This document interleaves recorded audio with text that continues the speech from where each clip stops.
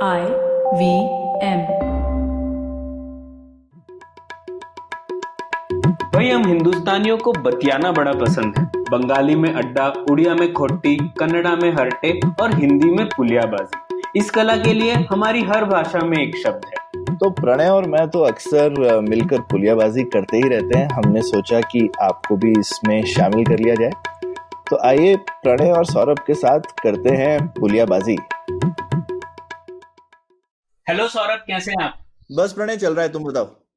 सौरभ, आए दिन बैंक की हालत बुरी है, ये तो सुनने में आते ही रहता है अखबारों में, आपने भी पढ़ा ही होगा। बिल्कुल बिल्कुल, बैंकों का हमेशा बैंकों की खराब ही हालत सुनाई देती है। कभी अच्छी हालत वाले एक हिंदुस्तान में एचडीएफसी के अलावा किसी की सुनाई नहीं देती। तो जैसे अभी आजकल हम लोग देखते हैं कि बैंक की हालत थोड़ी खराब है, लेकिन बैंक शुरुआत कैसे हुई भारत में? और भारत में तो बैंक का काफी इलस्ट्रियस हिस्ट्री भी रही है। जैसे हमारे यहाँ पे बहुत सारी प्राइवेट बैंक्स भी थी जो नए नए एक्सपेरिमेंट किए उन्होंने, और फिर आज की हालत में हम लोग देखते हैं कि ज्यादातर बैंक सरकार की ही है, पर ऐसा पहले नहीं था। तो ये सब जानने में मुझे तो बड़ी दिलचस्पी है। बिल्कुल बिल्कुल, तो इसके लिए आज की पुलियाबाजी बैंकिंग हिस्ट्री पे की जाए ना। बिल्कुल, तो उसी विषय पर बात करने के लिए हमारे पास एक परफेक्ट गेस्ट है। हमारे साथ है अमोल अग्रवाल। अमोल असिस्टेंट प्रोफेसर है अहमदाबाद यूनिवर्सिटी में, अमृत मोदी स्कूल ऑफ मैनेजमेंट में। और अमोल एक ब्लॉग भी लिखते हैं, मोस्टली इकोनॉमिक्स पर हम लोग लिंक करेंगे। और ये ब्लॉग में बहुत कुछ इन्फॉर्मेशन है फिनेंस, इकोनॉमिक्स वगैरह वगैरह पर। तो अमोल ने बहुत सारे आर्टिकल्स भी लिखे हैं इंडियन बैंकिंग की हिस्ट्री पर। तो सोचा अमोल से ही पुलियाबाजी की जाए इस विषय पे। तो अमोल, स्वागत है आपका पुलियाबाजी में। धन्यवाद प्रणय और सौरभ तो अमोल, बहुत बहुत शुक्रिया आप आए जी। पुलियाबाजी में। और जी। तो आज की चर्चा आपके पसंदीदा विषय पर ही करते हैं, जी। History of Indian banking. जी। और बहुत कुछ सीखने मिलेगा उसमें। तो सबसे पहले भारत की बैंकिंग इतिहास जानने से पहले तो हम लोग यही समझना चाहेंगे कि ये बैंक है क्या। आजकल हम लोग देखते हैं बैंक मतलब जहां से हमें लोन मिलता है और जहां पर हम लोग सेविंग या एफडी रखते हैं। जी। लेकिन क्या हर बैंक ऐसी ही होती है? बैंक को हम लोग कैसे समझे? हाँ, ये एक बहुत अच्छा सवाल है, क्योंकि 2014 तक, अभी तक, जैसे हमने जब बैंकिंग के बारे में पढ़ा, जब हम स्टूडेंट्स हुआ करते थे, तो हमें ये समझाया जाता था कि जो बैंक एक ऑर्गेनाइजेशन है जो कि जिसका मेन बिजनेस है, पैसे का बिजनेस है उसका। तो आप बैंक में पैसे जमा करते हैं, जिसे हम डिपॉजिट कहते हैं। उस डिपॉजिट्स के आप चाहे उसको सेविंग्स अकाउंट कहें, चाहे उसको करंट अकाउंट कहें, चाहे उसको फिक्स्ड डिपॉजिट कहें, और बैंक आपको उस पे इंटरेस्ट देता है। मानिए इंटरेस्ट 10% है, और बैंक उस पैसे को लोन देता है। और जनरली लोन की जो रेट होती है, वो डिपॉजिट से ज़्यादा होगी, तभी आपका बिजनेस चलेगा। तो जैसे मानिए आपने 13% या 14% पे उसको लोन दिया, और जो 4% है वो बैंक का रिटर्न है, बैंक का प्रॉफिट है। और उस प्रॉफिट के अंदर फिर बैंक मतलब अपना एडजस्टमेंट करता है कि बैंक के रनिंग के कॉस्ट क्या हैं, वेजेस दिए, ये दिए, ये सब चीज़ें आपने दे करके आपके पास नेट प्रॉफिट बचा। तो 2014 में ये बैंक ऑफ इंग्लैंड, जो कि सबसे पुराना सेंट्रल बैंक है, उनके कुछ अर्थशास्त्रियों ने दो आर्टिकल्स निकाले जो कि काफ़ी इंटरेस्टिंग हैं। उन्होंने ये पूरी, जो हम जिस तरह से बैंक का सिस्टम समझते हैं, उन्होंने उसको चेंज किया। तो उनका उनका ये कहना था कि कोई, अभी तक हम ये समझते हैं कि कोई भी बैंकर होता है या कोई भी बैंक होता है, वो एक डिपॉजिट के लिए इंतजार करता है, पहले डिपॉजिट आएगा फिर लोन जाएगा। उन्होंने कहा कि जब, हालांकि ऐसा ऐसा होता नहीं है, बैंक सबसे पहले लोन देता है। और जैसे ही बैंक लोन देता है, जैसे बैंक ने आपको लोन दिया, बैंक ऑटोमेटिकली एक अकाउंट क्रिएट करता है जो कि बैंक की लाइबिलिटी बन जाता है। और चूंकि बैंक आपको लोन देता है, मानिए 100 रुपए का आपको बैंक ने लोन दिया, तो वो लोन साइड में आ जाता है as an asset, and liability में आप एज अ डिपॉजिटर खड़े हो जाते हैं वहाँ पर। तो ये जो आर्टिकल था 2014 में, और मैं इसलिए इस पे थोड़ा सा वो इम्पोर्टेंस इसकी दे रहा हूँ, क्योंकि इसने 6 सालों में काफ़ी उथल पुथल मचाई है बैंकिंग के ऊपर। और इसका एक बहुत इम्पोर्टेंट, बहुत ही महत्वपूर्ण, इस आर्टिकल की इम्पोर्टेंस बहुत ज़्यादा इसलिए और है क्योंकि 2014 से पहले हम लोग ये समझते थे कि जो जो बैंकिंग जो सिस्टम है, उसका सिर्फ काम इंटरमीडिएशन का है, कि वो पैसे लेता है और पैसे देता है।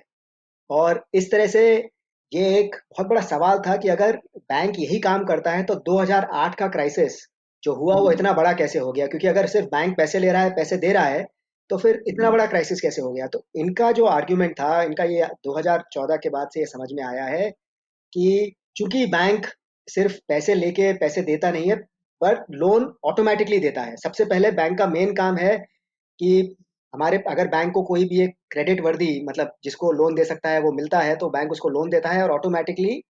तो इस प्रणाली के हिसाब से ये हम अगर सिस्टम को समझते हैं तो बैंक्स जो हैं वो पैसा क्रिएट करते हैं इकोनॉमी में।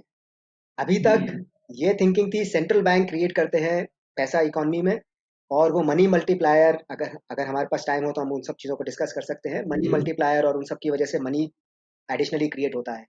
पर इस आर्टिकल के बाद ये धारणा, ये जो सोच थी, इसमें बहुत चेंजेस आए, और बैंक मनी मल्टीप्लायर के थ्रू नहीं, बैंक अपने आप पैसे क्रिएट करता है, क्योंकि वो ऑटोमेटिकली लोन दे देता है। मतलब उसके लिए सबसे बढ़िया क्राइटेरिया है कि कोई भी ऐसा मेरे को पार्टी मिल जाए जिसको मैं लोन दे पाऊँ, वो बैंक के लिए सबसे इम्पोर्टेंट वो है। तो आपका जो पहला सवाल था कि बैंक का क्या मतलब है, इस चीज पे, इस सोच पे भी, जो कि करीबन सैकड़ों सालों तक ये सोच थी कि डिपॉजिट के बाद लोन होता है, अब इस सोच में एक बदलाव आया है 2008 के क्राइसिस के बाद और 2014 के आर्टिकल के बाद, जहां पर हम ये समझ रहे हैं कि बैंक लोन देता है, उसके बाद डिपॉजिट आता तो अमोल, ये तो बहुत आपने जबरदस्त बात कर दी है, मतलब ऐसा धारणाएं हिला देने वाली बात बोलना चाहिए। है जी। तो इस पे थोड़ा सा समझना समझना पड़ेगा कि, तो जैसा एटलीस्ट मैं अपने हिसाब से और समझता था कि जैसे वो तो आपने ठीक बोला कि आपको एक कोई लोन लेने वाला मिल गया, क्रेडिट वर्दी आदमी भैया जिसको हम लोन दे जी। सकें। तो जी। लोन के लायक बंदा मिला, हमने बैंक ने उसको लोन इशू कर दिया। जी। तो लेकिन फाइनली बैंक ने उसके लिए जो पैसा क्रिएट किया वो शायद सेंट्रल बैंक से ही आता है, या बैंक अपने लेवल पे क्रिएट कर सकता है? नहीं, बैंक अपने लेवल पे क्रिएट कर सकता है, क्योंकि मतलब अब तो सारी की सारी चीजें अकाउंटिंग एंट्री होती है। अगर बैंक ने आपको लोन दिया है तो बैंक वो नोट नहीं छाप रहा है, नोट छापने की रिस्पॉन्सिबिलिटी अभी भी सेंट्रल बैंक के पास है। बैंक हाँ, सिर्फ आपके अकाउंट में 100 रुपए का आपको लोन दे रहा है, तो बस आप एक एसेट, आप एक लोन की तरह ऐड हो जाते हैं बैंक की बुक में, और राइट, ऑटोमेटिकली वो बैलेंस शीट बैलेंस करने के लिए वो लायबिलिटी में एज अ डिपॉजिट आ जाता है, और वही राइट। डिपॉजिट आप यूज करके, मतलब आपका जो लोन अमाउंट है आप उसको यूज करते हैं। तो ये चीज इसीलिए हो रही है क्योंकि हम नगद नहीं यूज करते हैं, और अब इलेक्ट्रॉनिक है, या इवन उससे पहले भी ऐसा हो सकता था? नहीं, उससे पहले भी ऐसा हो सकता था, क्योंकि पहले भी, जैसे हम आने वाले, मतलब अभी थोड़ी देर में बात करेंगे, हुंडी सिस्टम है, या आपके और भी तरह की प्रणालियां, बैंक, चाहे आज के बैंक कह लें, चाहे पुराने मनी लेंडर कह लें, साहूकार कह लें, उन्होंने अपने अपने सिस्टम्स डिवाइस किए थे। ये जरूरी नहीं था कि आपने लोन दिया तो वो लोन में हमेशा ही पैसा इन्वॉल्व हो। हाँ, वो जिसको आईओयू कहते हैं कि भाई सिर्फ एक नोट चाहिए जिसमें लिखा हो कि मेरी उधारी आपको है। बिल्कुल। एक उधारी का नोट काफी है। बिल्कुल। बिल्कुल। हाँ, तो ये ओके, तो ये तो आपने जबरदस्त बात समझा दी हम लोगों को कि भाई कि एक, क्योंकि सिर्फ हमको उधारी नोट देना है, और बैंक जी। में जो एंट्री कर दी वो तो एक उधारी नोट, तो बेसिकली किसी के ऊपर ये लिमिटेशन नहीं है कि पीछे उतने नोट छपे होने चाहिए। जी। तो टकसाल लगाने की तो जरूरत नहीं है, बैंक को सिर्फ एक अकाउंटिंग एंट्री दो जगह पे करी जी। तो पैसा बन गया। तो ये तो आपने जबरदस्त चीज बता दी, मतलब इस तरह से पैसा बनता है बेसिकली। जी। और एक्चुअली देखा जाए तो विदेश भर में या भारत में, हम उसका इतिहास अभी डिस्कस करेंगे जब, तो जनरली मतलब जो हम आज के नोट देखते हैं, जो कि सिर्फ सेंट्रल बैंक या रिजर्व बैंक इसको इशू करता है, पहले बैंक्स इन नोट्स को इशू करते थे। हम्म। और ये नोट, जैसे आपने बताया कि ये एक उधारी थे एक तरह से, कि वो हम बेरर को इतना प्रॉमिस करने की करते हैं, और वो नोट हर जगह चलते थे, और जिसकी वजह से उस बैंक का नोट पॉपुलर हो जाता था। हाँ हाँ, ये नोट शब्द शायद इसीलिए आया क्योंकि वो एक नोट है। जी। किसी ने नोट लिखा हुआ है, अब हम नोट जी। समझते हैं जी। कि वो जी। करेंसी है, पर वो एक जी। तरीके का नोट है सिर्फ कि भाई, बिल्कुल। हाँ, कि मैं आपको इतना पैसा अदा करूंगा। ये एक तरीके की जी। उधारी उधारी नोट है, क्योंकि पहले जी। तो पैसा एनीवे सोने में ही होता था, अब जी। तो वो जी। चला बिल्कुल। गया। हाँ। तो ये होता था पहले कि आपको 100 रुपए का मैं उधारी है, या 100 रुपए की वो है, तो आप वो उतने उतने का सोना या उतने का चांदी देंगे। पर जैसे जैसे समय बदलता गया, तो अब सोने और उसका तो कोई चक्कर है ही नहीं, अब तो पूरी की पूरी अकाउंटिंग एंट्री है। तो रिजर्व बैंक का सिर्फ इतना काम है कि देखना कि बैंक मनमानी बहुत ज्यादा तो नहीं कर रहा है, पर बैंक को तो मनमानी करनी है बेसिकली। बिल्कुल। हम्म। नहीं, पर ये मुझे समझ में नहीं आया अमोल कि आपने जो ये समझा है अब तो वो काफी मतलब स्वाभाविक सा लग रहा है जब आपसे सुन रहा हूं मैं ये। जी। तो ये 2014 तक हम लोग क्यों नहीं सोच रहे थे इस दिशा में? नहीं, ये एक बहुत बड़ा सवाल है, और एक इतिहास में इंटरेस्ट रखना मेरी रुचि है। मैं अभी तक ये आइडेंटिफाई नहीं कर पाया हूँ कि वो कौन से पेपर्स थे या कौन से स्कॉलर्स थे जिनकी वजह से ये आइडियाज डेवलप हुए कि बेसिकली डिपॉजिट पहले आता है। क्योंकि अगर आप मनी लेंडर्स को देखें, या मतलब पुराने जो शाइलॉक या इस तरह के merchant of Venice type stories, उसमें मेन मुद्दा लोन का ही रहता है। डिपॉजिट के पे कोई डिस्कशन भी नहीं करता है, मेन मुद्दा लोन का है। मतलब शाइलॉक ने मर्चेंट ऑफ वेनिस में लोन दिया था, और तो इसी तरह से आप मनी लेंडर्स की आप कहानियां पढ़ें तो लोन पे काफी एम्फेसिस है। डिपॉजिट। अपने यहाँ पे भी जो सब मुनीम जी की बिल्कुल। पिक्चरें दिखाते हैं, हर चीज में मुनीम जी को ऐसे लोन बहुत बड़ा ले रहा है जी। और बड़ा इंटरेस्ट दे रहा है, वैसे ही दिखाते हैं। जी। मतलब कैपिटल एक इम्पॉर्टेंट कंपोनेंट है कि आपके पास कितनी आपने लागत अपनी हम्म। लगाई हुई है उसमें, वो इम्पॉर्टेंट है। और जब जैसे ही लागत प्लस आपका गुडविल, ये दो चीजें थी जो डिसाइड करती थी कि आप ये बैंकिंग के बिजनेस में रह सकते हैं कि नहीं रह सकते। राइट, नहीं वो तो बात ठीक है, और ये मेरे ख्याल से बात हमको बतानी चाहिए अपने श्रोताओं को कि हमेशा गुडविल इसलिए इम्पोर्टेंट है क्योंकि हमेशा आपके पास शायद 100 ही रुपए होंगे, लेकिन हमेशा आपने अगर 700 रुपए बाजार में लगा रखे हैं, सब लोग जब तक कि सब लोग एक साथ नहीं लेने को आ जाएं तब तक आपका काम चल रहा है ना, आपकी गुडविल की जी। वजह से। जी। तो जिसको रन ऑन द बैंक कहते हैं, जो अभी भी होता रहता है इंडिया में, कई बार लोगों एटीएम के बाहर लाइन लग जाती है तो लोगों को सरदर्द हो जाता है जी। बैंकों को। पर हाँ, और वो कोई नई चीज तो नहीं है, वो तो हमेशा से ही लोन देने वाले लोग हमेशा कर ही रहे हैं कि जितने उनके पास पैसे होते हैं उससे ज्यादा उन्होंने बाहर लोगों की अकाउंटिंग में एंट्री बना रखी होती है कि उम्मीद से कि सब लोग कभी एक साथ नहीं मांगेंगे। जी। जी। जी। बिल्कुल। तो मतलब बहुत सारी चीजें हैं जो कि हम समझने की कोशिश करेंगे आज जैसे सवाल चलेंगे, क्योंकि बहुत सारी चीजें इतिहास से कनेक्टेड हैं, बहुत सारी चीजें मॉडर्न शुरू हुई हैं। और ठीक है, तो उसी में आ जाते हैं। अब तो बैंक जी। क्या है उसका उसकी परिभाषा थोड़ी समझ में आ गई। और अब पेमेंट बैंक भी जैसे शुरू हो गए, वो तो जी। सिर्फ डिपॉजिट ले रहे हैं, वो लोन भी नहीं दे रहे हैं। तो इसके जी। ऊपर हम लोगों ने एक एपिसोड भी किया था। तो ठीक है, अब हम लोग आ जाते हैं इतिहास पे और भारत के बैंकिंग इतिहास पे। तो जी। शुरुआत में अमूल, ये जो मॉडर्न बैंकिंग भारत में कब शुरू हुई थी, हम कब कह सकते हैं मॉडर्न बैंकिंग शुरू हो गई थी, और इसमें ऐसा मॉडर्न क्या है? उसके पहले भारत में डिपॉजिट और क्रेडिट कैसे हाथ बदलते थे? हाँ, तो मतलब मॉडर्न तो हम हमेशा बड़े अनफॉर्चुनेट है कि मॉडर्न एक शब्द ऐसा है जो कि वेस्ट से एसोसिएट होता है, कि जब वेस्टर्न सिस्टम्स आए तो आपने उसको मॉडर्न माना, जबकि इंडिया में या कहीं और देशों में जो कॉलोनीज थे जहाँ पर उनके पुराने सिस्टम्स चल रहे थे, उनको आपने एक पुराने और बेकार सिस्टम्स माने।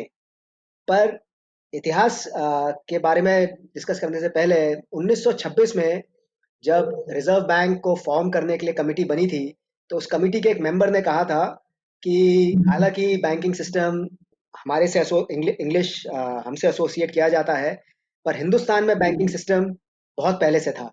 और ये आपके सवाल पे मतलब एक सवाल आपने जो किया वो बिल्कुल सही है कि हिंदुस्तान में पहले भी बैंकिंग सिस्टम्स रहे हैं, पर हमने उसको मॉडर्न टर्म नहीं दिया।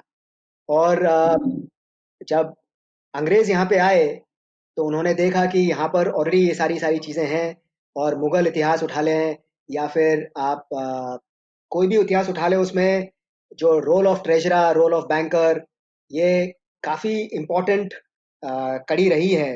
हालांकि जो सीरियल्स हमें इन सब हिस्ट्रीज के बारे में दिखाते हैं उनमें बैंकर और इनका रोल बिल्कुल साइडलाइन किया जाता है, जिसकी वजह से हमें इनके बारे में ज़्यादा पता नहीं चलता है। पर हमेशा ही चाहे कोई भी एम्पायर हो या कोई भी हो, उनको पैसे की ज़रूरत पड़ती है। और चूंकि उनको हर जगह से लगान चाहिए होता है, तो इनके लिए ज़रूरी है कि थोड़ी बहुत इकॉनमी चले। इकॉनमी में पैसे आपको चाहिए ही होते हैं, तो बैंकर्स का रोल हमेशा रहा है। और जो साहूकार हैं या फिर इस तरह के हर देश में, जैसे अहमदाबाद में जहाँ से मैं बोल रहा हूँ, वहाँ महाजन और नगर शेठ्स करके कम्युनिटी थी जो कि पैसे देती थी यहाँ के व्यापारियों को काम करने के लिए। उससे पहले हमारे पास रेलवेज और ये सारी की सारी चीज़ें नहीं थी। तो बैंकर्स जो थे अपनी जगह पे ही रहते थे ज़्यादातर, और एक सिस्टम डेवलप हुआ था, हुंडी सिस्टम, जिसकी वजह से आप जो प्रोमिनेंट बैंकर्स थे वो अपने नाम पर एक नोट इशू करते थे, उसको हुंडी कहते थे, जिसकी वजह से आप अगर पटना से आप बॉम्बे तो नहीं था, पटना से अगर आप बनारस आए हैं, तो आप पटना के आपके बैंकर ने आपको कहा कि हाँ मैं इसको जानता हूँ, इसको आप इतने पैसे दे दीजिए। वो इंसान बनारस आता था और उन बैंकर के पास जाता था, पटना के बैंकर को नोट दिखाता था और उससे उनको पैसा मिलता था, जिससे व्यापार करते थे और अपना सामान लेके जाते थे। तो और फिर पटना के और बनारस के बैंकर, या तो ये फैमिली टाइज होते थे इनके, या इनके अपने व्यापारी टाइज होते थे, जिसकी वजह से ये एक्सचेंज मुझे एग्जैक्टली पता नहीं, पर वंस अ वाइल जब भी इन्होंने अपना वो टाइम सेट किया होगा, ये अपने जो अकाउंट्स थे मिलाते थे। और मतलब कोई ये बहुत ज़्यादा डिफरेंस नहीं है आज के चेक क्लियरिंग सिस्टम से। हालांकि चेक क्लियरिंग सिस्टम अब बहुत एडवांस हो चुका है और बहुत सारी इसमें बदलाव आए हैं, पर बैंकिंग और टेक्नोलॉजी और ट्रांसपोर्टेशन, ये सारी की सारी चीज़ें भी कनेक्टेड हैं।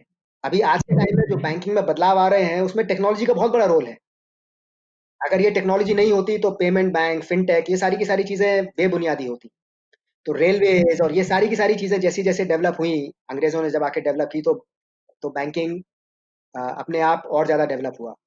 अब मॉडर्न बैंकिंग की बात करते हैं, और जब अंग्रेज यहाँ पे आए, तो ये भी एक बहुत अच्छा, विलियम डैलरिम्पल ने बहुत अच्छी किताब लिखी है ईस्ट इंडिया कंपनी के ऊपर। और बहुत सारे लोगों को ये बात पता है, बहुत सारे लोगों को नहीं पता है कि बैटल ऑफ प्लासी में जो उस टाइम पे जो मेन बैंकर्स थे, उन्होंने अंग्रेजों का साथ दिया था, और इसकी वजह से वो बैटल ऑफ प्लासी। तो और यही हिस्ट्री रॉथस्चाइल्ड और जो यूरोप में जो बहुत प्रोमिनेंट बैंकर्स हैं उनकी भी सेम इतिहास है। कभी उन्होंने इसका साथ दिया, कभी उन्होंने इसका साथ दिया, जिसकी वजह से तो जब अंग्रेज यहाँ पे आए और उन्होंने यहाँ सिस्टम देखा, तो उन्होंने देखा कि यहाँ पर तो ये सारी चीजें काफी सारी हैं, पर 1757 में जब बैटल ऑफ प्लासी ये जीतते हैं, तो 1770 में पहला, हम कह सकते हैं, अंग्रेजों के द्वारा स्टैब्लिश किया गया बैंक, बैंक ऑफ हिंदुस्तान, जिसका नाम बड़ा इंटरेस्टिंग है, बैंक ऑफ हिंदुस्तान। उन्होंने एक कंपनी थी अलेक्जेंडर एंड कंपनी, जिसने ये सबसे पहली बार ये बैंक स्टैब्लिश किया था कैलकाटा में, क्योंकि कैलकाटा उनका मेन हब था जहाँ से सारा व्यापार और सारी चीज़ें चल रही थी। और उसके बाद ये सिस्टम शुरू हुआ। हालांकि अंग्रेज़ों को पता था कि इंडिया में जो हम मॉडर्न बैंकिंग कहते हैं, इंडिया में उस तरह की बैंकिंग ऑलरेडी एग्जिस्ट करती है। तो इसको डिफरेंशिएट करने के लिए अंग्रेज़ों ने इंडिया में जो कम्युनिटी ओरिएंटेड बैंकिंग और इस तरह की जो चीज़ें थी, उसको इंडिजिनियस बैंक्स का नाम दिया। और जो ब्रिटिश जो स्टाइल बैंकिंग की थी, उसको मतलब एक तरह से मॉडर्न बैंकिंग या जॉइंट स्टॉक बैंकिंग, जिसके बारे में हम बात कर सकते हैं, कि जिसमें मेन चीज़ ये है कि आप शेयर्स इशू करते हैं। इससे पहले जो बैंक थे वो कोई शेयर्स इशू नहीं करते थे, उनकी अपनी कैपिटल थी, और उस कैपिटल को वो लोग लेंड करते थे, डिपॉजिट्स का रोल बहुत कम था, और जैसे हमने बात की मेनली लोन्स पे ही बात होती थी। तो ये सारी की सारी चीज़ें इतिहास में मिलती हैं। और 1770 के बाद जो अगला पड़ाव आता है वो आता है इंपीरियल प्रेसिडेंसी बैंक्स का 1806 में। तो 1770 में ये पहला बैंक आता है। इसके बाद अमोल, आप जी 1770 पे पहुंचने से पहले आपने जो बात की बैटल ऑफ प्लासी में, तो वो जी जगत सेठ थे ना, जी जी जी जिन्होंने जी तो बेसिकली आप बोल रहे हैं उन्होंने अपने साइड बदल ली और उन्होंने लोन्स दिए क्या सर ईस्ट इंडिया कंपनी को, जिसकी वजह से उनका पलड़ा भारी हो गया? जी। ये विलियम डैलरिम्पल की किताब में जगत सेठ का जो रोल है वो बहुत अच्छे से उन्होंने समझाया है कि, और मतलब ये इतिहास और भी ज़्यादा ज़रूरी है कि क्योंकि पैसे का जो रोल है वो बहुत इम्पोर्टेंट है। आप किसी भी एम्पायर, किसी भी गवर्नमेंट, किसी भी चीज़ में बात करें, तो बहुत सारी सरकारें गई हैं, आई हैं, बहुत सारे राजा गए हैं, आए हैं, उसमें पैसे का एक बहुत बड़ा रोल रहा है। हालाँकि हम जब इतिहास के बारे में बात करते हैं, तो जब तक हम अर्थशास्त्र के इतिहास के बारे में बात ना करें, तब तक ये सब चीज़ें सामने नहीं आती हैं। लोग इस तरह से करेंगे कि भाई रॉबर्ट क्लाइव जो है बहुत ही बढ़िया, उसके पास सेना थी या वो थी, जी, लेकिन ये भूल जी, जाते हैं कि भाई पीछे पैसा भी था। ऐसा भी था। हाँ, हम्म। वो भी किसी इंडियन ने दिया था उस वो भी समय। किसी हिंदुस्तानी ने ही दिया था, और हिंदुस्तानी उसकी भी अच्छी वजह थी, मतलब वो लोग खुश नहीं थे लोकल रूल वगैरह से, तो जी, जी, हाँ जी। बिल्कुल। तो फिर 1770 में जब ईस्ट इंडिया कंपनी ने यहाँ पर अपना पूरा दबदबा, अपना पूरा अपना सब बना लिया, और धीरे धीरे करके इनको समझ में आया कि इंडिया में मार्केट बहुत बड़ा है, यहाँ पर बहुत सारी पॉपुलेशन है, तो इन्होंने अपनी सारी जमा पूंजी और सारी सारी नहीं पर काफ़ी सारी लगानी यहाँ पे शुरू की, और जिसमें आप ये भी देख रहे थे कि मुझे ये इंडस्ट्रीज डेवलप करनी है, इंडस्ट्रीज को डेवलप करने के लिए पैसा चाहिए, तो पैसे के लिए इनको, और इंग्लैंड और फ्रांस की हमेशा लड़ाई रहती थी, तो 1694 में इन्होंने एक बैंक सेटअप किया था, बैंक ऑफ इंग्लैंड, जो कि आज के टाइम में सबसे पुराना central bank in terms of central banking कहा जाता है। वैसे सबसे पुराना सेंट्रल बैंक स्वीडन का है, पर जो हम सेंट्रल बैंकिंग की प्रैक्टिसेस जानते हैं वो इंग्लैंड में डेवलप हुई, और बैंक ऑफ इंग्लैंड ने उसको डेवलप किया। तो 1694 में इन्होंने ये बैंक सेटअप किया था, जिसका मेन काम था उनकी सरकार को लोन देना, ताकि वो फ्रांस से लड़ाई लड़ सकें।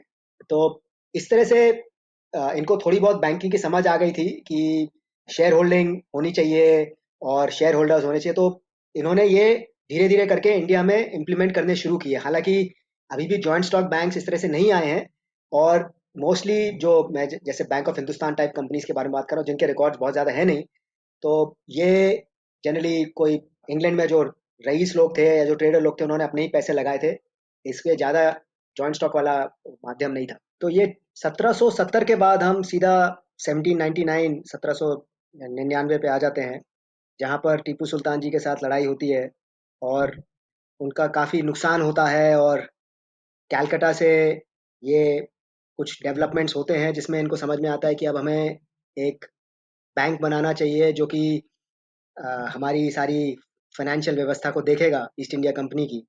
इससे पहले ईस्ट इंडिया कंपनी अपने अपने ही सिस्टम चला रही थी, इंग्लैंड से ही चला रही थी। अब उनको लगा कि इंडिया से ही हमको इंडिया में हमको फाइनेंशियल बेस स्ट्रॉन्ग करना है, तो उन्होंने 4-5 साल के डिस्कशन के बाद एक प्रेसिडेंसी बैंक ऑफ कैलकाटा शुरू किया 1806 में, और 3 साल में पहले एक ट्रायल मोड पे शुरू किया था, फिर 3 साल में इनको समझ में आ गया कि ये काफ़ी अच्छा सिस्टम है, और 1809 में इसको बैंक ऑफ बंगाल नाम देके कैलकाटा में ये बैंक शुरू किया गया, जो कि ये सारा का सारा इनका काम देखता था।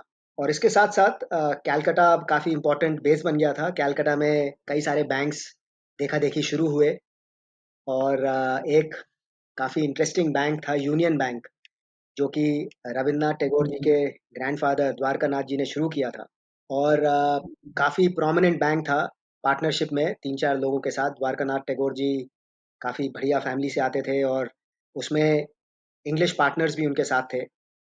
और एक चीज़ काफ़ी इंटरेस्टिंग रही है, जैसे मैंने टेक्नोलॉजी की बात की, मैंने इसमें लॉ का भी बहुत बड़ा रोल रहा है। और अभी तक क्या हो रहा था कि जितने भी ये बैंक्स थे, इनके पास अगर बैंक का कोई नुकसान हो जाता है, तो आपकी जो लाइबिलिटी है वो अनलिमिटेड है, इन द सेंस कि जितने का लॉस हुआ है उतने आपको देने पड़ेंगे, भले ही आपकी बैंक में ओनरशिप जितनी भी हो। तो ये अनलिमिटेड लाइबिलिटी के प्रिंसिपल्स उस टाइम पे चलते थे, और ये प्रेसिडेंसी बैंक के उस टाइम पे भी उनको ईस्ट इंडिया कंपनी ने अपने आप को प्रोटेक्ट करने के लिए प्रेसिडेंसी बैंक्स की लिमिटेड लाइबिलिटी, एक कुछ स्पेशल क्लॉजेस थे, लॉज इस तरह से सेटअप किए गए थे। हालांकि इंग्लैंड में अभी भी इस तरह की लिमिटेड लायबिलिटी कंपनीज को जो दी जाती है, वो इंग्लैंड में भी अभी इम्प्लीमेंट नहीं हुई है। तो चीज़ें पैरेलली चल रही हैं, और कैलकाटा में कई सारे बैंक्स आते हैं, और अब एक फेज शुरू होता है जो कि हम इंडिया में हमेशा देखते हैं, काफ़ी टाइम तक हमने देखा, 1969 तक हम ये फेज देखते हैं, जहाँ पर एक ऐसा मूवमेंट आता है जहाँ पर बहुत सारे बैंक्स खड़े हो जाते हैं, और फिर वो बैंक्स धीरे धीरे करके कोलैप्स हो जाते हैं। तो आपने जो ये यूनियन बैंक स्पेशली बताया, ये सेम यूनियन बैंक है जो आज की डेट में भी यूनियन नहीं बैंक नहीं है? नहीं, ये अलग है। हमारे पास इस तरह के ये 3 अलग या है। 4 यूनियन बैंक्स हुए हैं। अच्छा। ये जो यूनियन बैंक अभी की हम बात कर रहे हैं, 1919 में इसके भी 100 साल पूरे हुए हैं। पर अच्छा। ये द्वारका नाथ टैगोर जी ने कैलकाटा में सेटअप किया था, जो कि 1842 या 1844 में बंद हो गया था, क्योंकि जैसे मैंने बताया कि बैंकिंग एक कॉन्फिडेंस और एक्सपेक्टेशन का सारा रहता है, उसमें एकदम उछाल आया। कलकत्ता में काफ़ी सारा सामान, अंग्रेज़ों ने काफ़ी अपना दबदबा बनाया, उसमें ट्रेडिंग होने लग गई। तो जितने भी कलकत्ता में जो जितने भी अच्छे ट्रेडर्स थे, उन्होंने अपना अपने अपने बैंक खोले, कॉमर्स एक्सपैंड हो रहा था। और पर बैंक खोलना एक अलग बात है, बैंक को चलाना एक दूसरी दूसरी टोटली अलग कहानी है। और यहाँ बिल्कुल। पर आपने इस तरह के लोन्स काफ़ी दे दिए, आपने इर्रिस्पॉन्सिबली बैंकिंग की, और वो बैंक्स कोलैप्स हो गए। अच्छा। तो ये एक कह सकते हैं पहली वेव, एटलीस्ट रिकॉर्डेड हिस्ट्री में हमें पता है कि कलकत्ता में कई सारे बैंक्स खड़े हुए थे और वो सारे के सारे बंद हो गए, इंक्लूडिंग द्वारकानाथ टैगोर जी। और स्टेट बैंक ऑफ इंडिया की हिस्ट्री में, जो कि अमिया कुमार बागची जी का, मेरे ख्याल से इससे बढ़िया काम बैंकिंग में दुनिया भर में नहीं हुआ होगा जो अमिया कुमार बागची ने स्टेट बैंक की हिस्ट्री लिखी है। अच्छा। मतलब रोंगटे खड़े हो जाते हैं उनकी मेहनत। मेरे ख्याल से वो 20 साल की मेहनत है जहां पर उन्होंने सारे आर्काइव्स और सारी सारी चीजें इकट्ठी की और फिर उस पर किताब लिखी। और हम्म। उसमें ये यूनियन बैंक के साथ जो कहानी है वो काफी अच्छे से एक्सप्लेन की गई है कि ये टैगोर फैमिली इस मामले में जबरदस्त पायनियर थी ना, मतलब ब्रह्मो बिल्कुल। समाज में भी सबसे पहले, पायनियरिंग रिलीजन में भी, आर्ट्स में भी, और अब कॉमर्स में भी। ये मुझे पता ही नहीं था, बैंकिंग जी में। जी जी अच्छा अमोल, इससे पहले कि हम लोग आगे जाए, मुझे थोड़े सवाल थे। तो ये जो जी बैंक ऑफ हिंदुस्तान था, वो जी। अभी भी चल रहा था क्या? 1799 तक भी चल ही रहा था? नहीं नहीं, ये बंद हो गया था 1770 से। मेरे को देखना पड़ेगा ये कब बंद हुआ था, हम्म। पर इतना लंबा चला नहीं था ये बैंक। अच्छा, ठीक है। और ये जो प्रेसिडेंसी बैंक जो आपने बताया, तो जी। वो कहना ठीक होगा क्या कि वो पहला पब्लिक सेक्टर बैंक था? मतलब आज जिसे हम कहते हैं सरकार के द्वारा ओन किया गया बैंक, वो आ, प्रेसिडेंसी बैंक था क्या? नहीं, वो ईस्ट इंडिया कंपनी थी, वो तो प्राइवेट कंपनी थी, तो प्राइवेट बैंक ही था। हाँ। अगर आप ये कहें कि हाँ ईस्ट इंडिया पर कंपनी ईस्ट जो इंडिया थी, कंपनी वैसे स्टेट थी, कंपनी थी पर स्टेट चला रही थी। ईस्ट इंडिया कंपनी को अगर आप स्टेट मानते हैं तो yes, you can call it the first so called public sector bank. तो अच्छा, ठीक है। आ, फिर धीरे धीरे करके ये सब सेंटर्स भी खड़े हो रहे थे, बॉम्बे और मद्रास। हालांकि मद्रास सबसे पहला था जहाँ पर ये लोग आए थे। इन्होंने मद्रास में काफ़ी चीज़ें की भी थी, पर कलकत्ता को जितनी इम्पोर्टेंस मिली उसके बाद इन्होंने, जब इनको बॉम्बे पोर्चुगीज गवर्नमेंट से मिला था डाउरी के उस पे, तो उन्होंने बॉम्बे को डेवलप किया। और बॉम्बे में भी प्रेसिडेंसी बैंक 1840 में आया और मद्रास में 1843 में आया। तो तीन, अब इनके पास जो तीन इनके जो मेजर सेंटर्स थे, तीनों में इन्होंने अपने अपने बैंक खड़े कर दिए। और 1840 में जो, मतलब बैंक ऑफ बॉम्बे डिफरेंट था compare to bank of Bengal और bank of Madras. Bank of Bombay में चूंकि बॉम्बे का डेवलपमेंट हमेशा इस तरह से हुआ कि यहाँ पर जो ट्रेडिंग और जो कॉमर्स होती थी वो लोकल लोग भी करते थे। तो बैंक ऑफ बॉम्बे में इंडियन रिप्रेजेंटेशन हमेशा रहा, जबकि बंगाल में और मद्रास में टोटली इंग्लिश रन ऑपरेशंस थे। और फिर जैसे कलकत्ता में क्राइसिस आया, इसी तरह से 1860 में, तब तक second first war of independence हो गया है, ईस्ट इंडिया कंपनी चली गई है और इंग्लिश सॉवरेन ने टेक ओवर कर लिया है इंडिया को। और साथ साइड बाय साइड 1861 में अमेरिका में सिविल वॉर होता है। तो अमेरिका में जब हम्म। सिविल वॉर होता है तो जो कॉटन सप्लाई इनको मिलती है अमेरिका से, वो बंद हो जाती है। तो अब, और 1860 में, 1860s का वही टाइम है जब शुरू में 1862 में रेलवेज का भी एक्सपेरिमेंट चल रहा है। और रेलवेज का जो मेन मुद्दा था वो ये था कि बॉम्बे से आप कॉटन प्रोड्यूसिंग रीजन्स को कनेक्ट करें और सारी कॉटन बॉम्बे आए। तो ये तीन चार चीजें एक साथ चल रही हैं, आपका सिविल वॉर हो रहा है, ब्रिटिश क्राउन यहाँ पर आ गया है, और रेलवेज सेटअप हो रही हैं। तो जिसकी वजह से बॉम्बे में दोबारा से उछाल आती है, जैसे कलकत्ता में उछाल आई थी वैसे बॉम्बे में उछाल आती है, क्योंकि सडनली कॉटन बॉम्बे से जा रहा होता है। तो हम्म। सारे, बहुत सारे बैंक्स बॉम्बे में अब शुरू होते हैं जैसे कलकत्ता में शुरू हुए थे। पर कहानी वही है कि जैसे शुरू हुए वैसे ही, जैसे ही सिविल वॉर खत्म हुआ दोबारा कॉटन सप्लाई शुरू हुई अमेरिका से, तो सारे के काफी सारे बैंक्स यहाँ पे चले गए। और इनमें बहुत इंटरेस्टिंग कहानी ये है कि प्रेसिडेंसी बैंक ऑफ बॉम्बे भी चला गया। ये एक बड़ा ही इंटरेस्टिंग फेज है इंडिया की हिस्ट्री में जहाँ पे stock broking as a profession develop हो रहा है।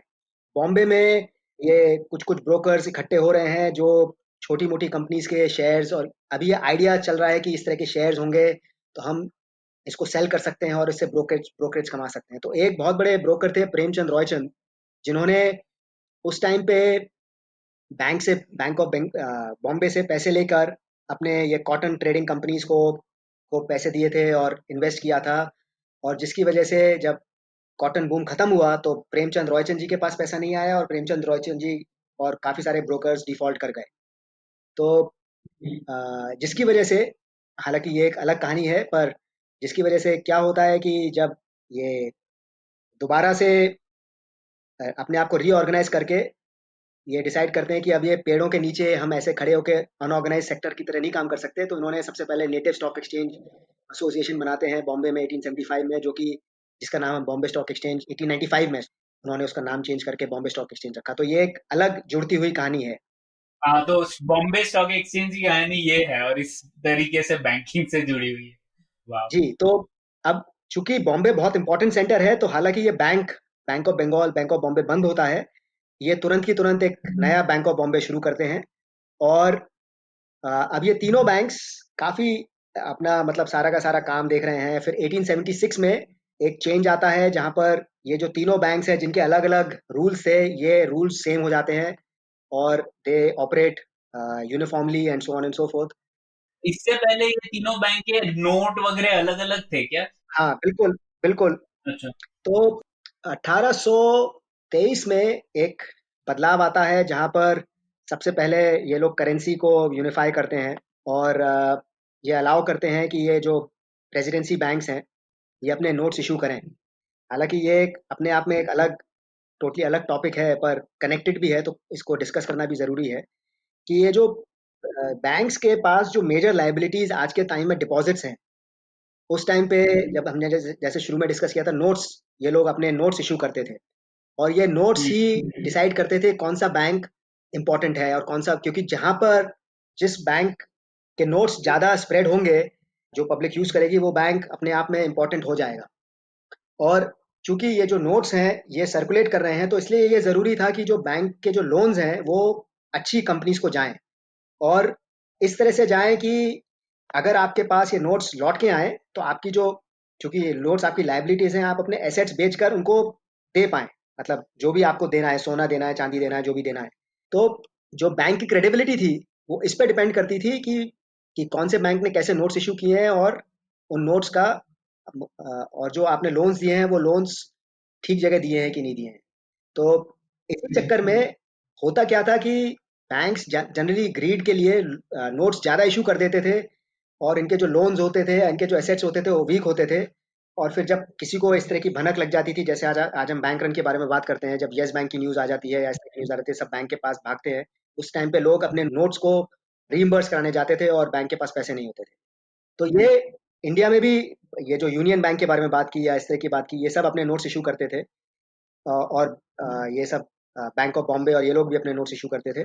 1861 में एक चेंज आया जहां पर जब सरकार आ गई, तो इन्होंने ये जो नोट का जो बिजनेस था, ये एक सेपरेट, इन्होंने इसको यूनिफाई किया। इन्होंने कहा कि अब सरकार ही नोट इशू करेगी, बैंक्स अपने नोट्स इशू नहीं करेंगे। तो इनसे ये एक्टिविटी ले ली गई। तो जब इनसे ये एक्टिविटी ले ली गई, तो अब जो मेन जो लाइबिलिटीज थी वो आपकी कम हो गई, क्योंकि आपके पास पहले आप ये नोट्स इशू करते थे जो कि आपकी लाइबिलिटी थी। अब ये लाइबिलिटी एक पेपर करेंसी एक्ट थी और पेपर करेंसी रिजर्व था, जो कि कह सकते हैं रिजर्व बैंक का पुराना मतलब रिजर्व बैंक का पुरानी फॉर्म थी जहां पर आप ये नोट्स इशू करते थे। और चूंकि अब आपने बैंक्स, ये जो प्रेसिडेंसी बैंक थे, उनसे आपने ये नोट की चीज ले ली थी, तो आपने इनको एक चीज और दी। एक चीज आपने ली, एक चीज इनको दी। जो दिया, इनको अलाउ किया ब्रांचेस सेटअप करना। और जब आपने इनको ब्रांचेस सेटअप करना अलाउ किया, तो आपने वो ब्रांचेस जहां पर इनके मेन टाउन्स थे, जहां पर कैंटोनमेंट एरिया, आर्मी है, जो भी है, तो जो यहाँ की लोकल गवर्नमेंट है वो डिपॉजिट अपना जो भी अपना टैक्स है या जो भी चीज़ें जो कलेक्ट करती है वो डिपॉजिट इन ब्रांचेस में करेगी। तो ये एक सिस्टम, एक तरह का उनको एक सपोर्ट मिल गया कि हमने आपसे आपसे ये नोट का जो बिजनेस ले लिया, पर हमने आपको ब्रांच का बिजनेस दे दिया। तो जो हिस्ट्री ऑफ ब्रांच बैंकिंग है इंडिया में, वो 1861 में ये जो लॉज चेंज हुए थे जिसकी वजह से हुई है। पर इसके इससे बड़ा नुकसान हुआ होगा ना अमोल, ये बैंक को, क्योंकि पैसा बनाना जो सीनियोराइज है वो तो बहुत प्रॉफिट मेकिंग एक्टिविटी है ना, जैसा हम जी लोग जी देखते जी हैं आरबीआई की बैलेंस शीट भी हमेशा उनको सरप्लस रहता है उनके पास। हम जी जी तो जी। ये सब बैंक ने अपोज तो किया ही होगा तब। नहीं, इन्होंने अपोज किया, पर एक्चुअली अपोज तो कोई क्या ही करेगा, क्योंकि सरकारी बैंक थे। आई मीन हम्म। सरकारी in the sense east India company के बैंक थे। फिर इनकी जब क्राउन आ गया, तो आपको एक ये आपसे लिया गया है पर आपको बंद नहीं किया गया, आपको अलाउ कर रहे हैं कंटिन्यू करने के लिए। अब सिनोराज सरकार को चाहिए, चाहे वो पेपर करेंसी रिजर्व से सिनोराज आए, चाहे बैंक से आए, सरकार को तो फर्क नहीं पड़ रहा है। मतलब आपने ये बैंक्स की बजाय अल्टीमेटली जो सिनोराज पहले होता था वो ईस्ट इंडिया कंपनी को जाता था। और अब ये जो बिजनेस है, सेनोराज वाला बिजनेस, चूंकि ईस्ट इंडिया कंपनी की ये सब चीजें चेंज हो गई थी, तो जब कोई भी सरकार चेंज होती है तो अपना कुछ सिस्टम्स लेके आती है, तो उन्होंने अपने जो पेपर करेंसी का जो फंक्शन था वो बैंक से हटा के, और एक तरह से आपकी बात बिल्कुल सही है, मतलब सेनोराज के साथ साथ आपने उनसे एक बहुत इंपॉर्टेंट एक्टिविटी ले ली। हम्म। पर चूंकि नाउ क्राउन सबसे इम्पोर्टेंट चीज थी, तो आपको उनको सुनना पड़ेगा, तो भाई जो सरकार कहेगी वो आपको करना पड़ेगा, वही नेशनलाइजेशन, बहुत सारी चीजें आप उसका सपोर्ट नहीं करते, पर आपको अंत में जो सरकार है या जो पॉलिटिकल पावर है उसके आगे झुकना पड़ता है। हाँ। प्रणय, मुझे लगता है इसमें एक्चुअली ज्यादा नुकसान हुआ होगा नगर सेठों का, क्योंकि उनका हर जगह पे जो छोटे छोटे नगर सेठ होंगे जिनका बैंकिंग से काम चल रहा होगा, ये ब्रांच बैंकिंग से उनके बिजनेस पे इफेक्ट आया होगा। एक तरह से आया भी था, एक तरह से नहीं भी आया था, क्योंकि ईस्ट इंडिया कंपनी का ये जितनी भी ब्रांचेस थी, ये सिर्फ अंग्रेजों को ही चीजें देते थे। अच्छा। इनका जो लोन का जो प्रोसेस था, बैंक ऑफ बॉम्बे छोड़ के, इनके जो loan generally they would go to English, अंग्रेजों के पास ही जाते थे। बहुत अच्छा। ही कम, मतलब टैगोर फैमिली या बहुत एमिनेंट कोई फैमिली हो जिसको प्रेसिडेंसी से लोन मिल गया हो, बहुत वो इस तरह के बहुत ही थोड़े से केसेस थे। मेन इनके जो लोन्स थे वो, और इनके लोन की भी जो अवधि होती थी वो बहुत कम, 1 साल का लोन, 6 महीने का लोन, इससे ज्यादा का लोन देते नहीं थे, क्योंकि उनका मेन पर्पस था ट्रेडिंग के लिए। ट्रेडिंग के लिए आप, मतलब इनका कोई इंसेंटिव, कोई यहाँ पर इंडस्ट्री सेटअप करना या ऐसा कुछ थोड़ी था, सिर्फ ट्रेडिंग करना था। तो ट्रेडिंग के लिए आपको हम्म। 6 महीने 1 साल का लोन चाहिए, वही ये लोग देते थे, तो जिसकी वजह से सारे जो मेन लोन्स थे वो अंग्रेजों को ही जाते थे। और अमूल, इसमें एक छोटी सी बात, जो प्राइवेट बैंक्स थे वो भी अपने नोट इशू कर रहे थे कि वो क्या कर रहे थे इस टाइम पर? 1860 से पहले सब बैंक्स अपने नोट्स इशू कर रहे थे, 1861 के बाद कोई भी अपने नोट्स इशू नहीं कर सकता था। तो 1861 के बाद, मतलब ये एक बड़ा क्राइसिस बॉम्बे में हो गया, बड़ा क्राइसिस कलकत्ता में हो गया, जिसकी वजह से जो इंडियन जो लोकल थे उनको बैंकिंग बड़ा रिस्की बिजनेस लगता है, और वो बैंक से जनरली दूर रहते हैं। तो ये 1865-66 में जब बहुत सारे बैंक्स बॉम्बे में फेल हो जाते हैं, तब से लेकर 1905 तक, जब बंगाल का पार्टीशन होता है, तब एक और वेव आती है। बहुत ही कम बैंक्स इंडिया में सेटअप होते हैं। 1880s में थोड़े बहुत बैंक सेटअप होते हैं। 1894 में एक बहुत इंपॉर्टेंट बैंक जिसका नाम पंजाब नेशनल बैंक, वो लाहौर में सेटअप हुआ था। लाला लाजपत राय और इन लोगों ने लाहौर में सेटअप किया था इस बैंक को। तो और उससे पहले 1865 में इलाहाबाद बैंक सेटअप हुआ था, इलाहाबाद में, जो कि अंग्रेजों ने सेटअप किया था।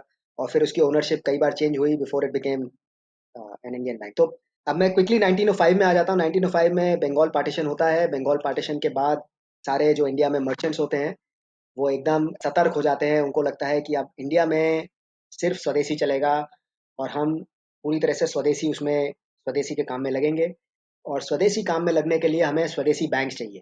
तो 1905 के बाद जैसे ही स्वदेशी मूवमेंट शुरू होता है, तो इंडिया में कई सारे बैंक्स खड़े होते हैं, और जिसमें से आजकल आज के लिए जाएं, ये अभी मर्जर छोड़ दीजिए तो कैनरा बैंक, कॉरपोरेशन बैंक, और ये Punjab and Sind bank, central bank of India, bank of Baroda, ये सारे के सारे बैंक्स इस पीरियड में इकट्ठे होते हैं। हालांकि सबकी स्टोरी स्वदेशी से कनेक्टेड नहीं है, बट कईयों की स्वदेशी से कनेक्टेड है। जैसे बैंक ऑफ बड़ौदा की अभी सौरभ जी ने बहुत अच्छी बात कही कि अगर प्रेसिडेंसी बैंक्स आए तो उनका मेन फर्क इन सब जगह पड़ा होगा। तो जैसे बैंक ऑफ बड़ौदा में प्रेसिडेंसी बैंक से फर्क नहीं पड़ा था, बट बैंक ऑफ बड़ौदा में कुछ इस तरह से चेंजेस हुए थे कि जो महाराजा थे उनको लोकल बैंकर से सपोर्ट मिलता था, वो सपोर्ट मिलना बंद हो गया था। तो इन्होंने अपना बैंक बड़ौदा में शुरू किया था, और जिसके लिए पहले इनका ये आइडिया था कि हम बैंक ऑफ बॉम्बे की ब्रांच बड़ौदा में, क्योंकि वो बहुत ही डायनेमिक महाराजा थे, तो उनके सब जगह के टाई अप, सब जगह के उनके कॉन्टैक्ट से, नेटवर्क से, तो पहले ये आइडिया था कि बैंक ऑफ बॉम्बे की एक ब्रांच बड़ौदा में स्पेशली खुलवाई जाए। पर उनका ये मेन था कि भाई अगर हमने ब्रांच खुलवा ली तो वो ब्रांच यहाँ पे लोन में तो ज़्यादा इंटरेस्टेड नहीं होगी, यहाँ से सारे डिपॉजिट्स और जो सेविंग्स है लोगों की वो ले जाएंगे। तो ये सब डिस्कशंस की वजह से उन्होंने डिसाइड किया कि भाई हम चाहते हैं कि यहाँ पे लोकल बैंक बने, और बैंक ऑफ बड़ौदा इस तरह से शुरू हुआ। इसी तरह से central bank of India Bombay में शुरू हुआ। कोचकनवाला जी ने शुरू किया था 28 साल की उम्र में, और वो एक क्लर्क थे बैंक ऑफ बॉम्बे में। और जब ये इस तरह की सब बातें हो रही थी, तो उनके अंदर भी देशभक्ति जागी, और उन्होंने सोचा मैं भी कुछ करता हूँ, और मुझे बैंकिंग मैंने थोड़ी समझी है, तो मैं अपना बैंक शुरू करता हूँ। तो उनके ऊपर जब वो अपना रेजिग्नेशन देकर जा रहे थे तो उनके ऊपर एक कटाक्ष आया था कि भाई एक इंडियन कभी बैंक इंडिया में शुरू नहीं कर सकता, तो तुम बेवकूफ़ी कर रहे हो। पर पोचकनवाला जी ने सेंट्रल बैंक ऑफ इंडिया शुरू किया, तो ये पूरा एक मूवमेंट था। बहुत सारे पारसीज जो बॉम्बे के थे और सारे जो रिच लोग थे, उन्होंने अपने अपने बैंक शुरू किए। पर कहानी वही है कि बहुत सारे बैंक्स यहाँ पे शुरू होते हैं, पंजाब में भी बहुत सारे बैंक्स आते हैं और ये सारे के सारे बैंक्स फेल हो जाते हैं, बहुत सारे। ये सेंट्रल बैंक ऑफ इंडिया, ये नाम में अभी एक पीपल्स पीसी बैंक था, बॉम्बे में सेटअप हुआ था, जिसने जो काफी बड़ा बैंक था। पर हमेशा बैंकों में यही प्रॉब्लम रही है, गवर्नेंस की प्रॉब्लम रहती है। आप अपने लोन्स अपने सहयोगियों को, अपने फैमिली, अपने परिवार वालों को लोन देते हो और कोई उस टाइम पे अकाउंटेबिलिटी थी नहीं, और लौट फिर के कहानी वहीं आ जाती है। 1913 एक इम्पॉर्टेंट लैंडमार्क है इंडियन बैंकिंग हिस्ट्री में, क्योंकि 1913 में पंजाब में कई सारे बैंक फेल होते हैं और अंग्रेजों को एकदम डर लगने लगता है कि भाई हमारे पास अब पैसे कहाँ से आएंगे, क्योंकि पंजाब एक बहुत बड़ा टैक्सेशन का वो था, और अगर इस तरह से बैंक्स फेल हो रहे हैं तो पब्लिक वहाँ पर काफ़ी इफेक्ट हुई थी, वहाँ की इकोनॉमी काफ़ी इफेक्ट हुई थी। तो 1913 में पहली बार अंग्रेज़ों ने इंडियन बैंकिंग को समझने की कोशिश की, और इन्होंने एक स्टैटिस्टिकल पब्लिकेशन डेवलप की, statistical table related to banks in India, जिसमें इन्होंने पहली बार इंफॉर्मेशन इकट्ठी करनी शुरू की कि भाई इंडिया में कितने नंबर, कितने सारे बैंक्स हैं और उन बैंक्स की क्या लायबिलिटीज़ हैं, उन बैंक्स के क्या। तो ये इंफॉर्मेशन धीरे धीरे करके डेवलप शुरू हुई, और ये लिसनर्स को जान के बड़ी खुशी होगी कि ये पब्लिकेशन अभी भी चलती है, रिजर्व बैंक इसको चलाता है। अच्छा, यही वो पब्लिकेशन थी अमोल जिसमें केन्स होते हैं पहली बार? नहीं, केन्स ने एक अलग किताब लिखी थी जिसका नाम है Indian currency and finance. Keynes का चैप्टर थोड़ा अलग है, अगर हमने केन्स के बारे में बात की तो हम टाइम पे इसको खत्म नहीं कर पाएंगे। नहीं नहीं, ठीक है, क्योंकि इंटरेस्टिंग है, क्योंकि केन्स का करियर इंडिया में शुरू होता है।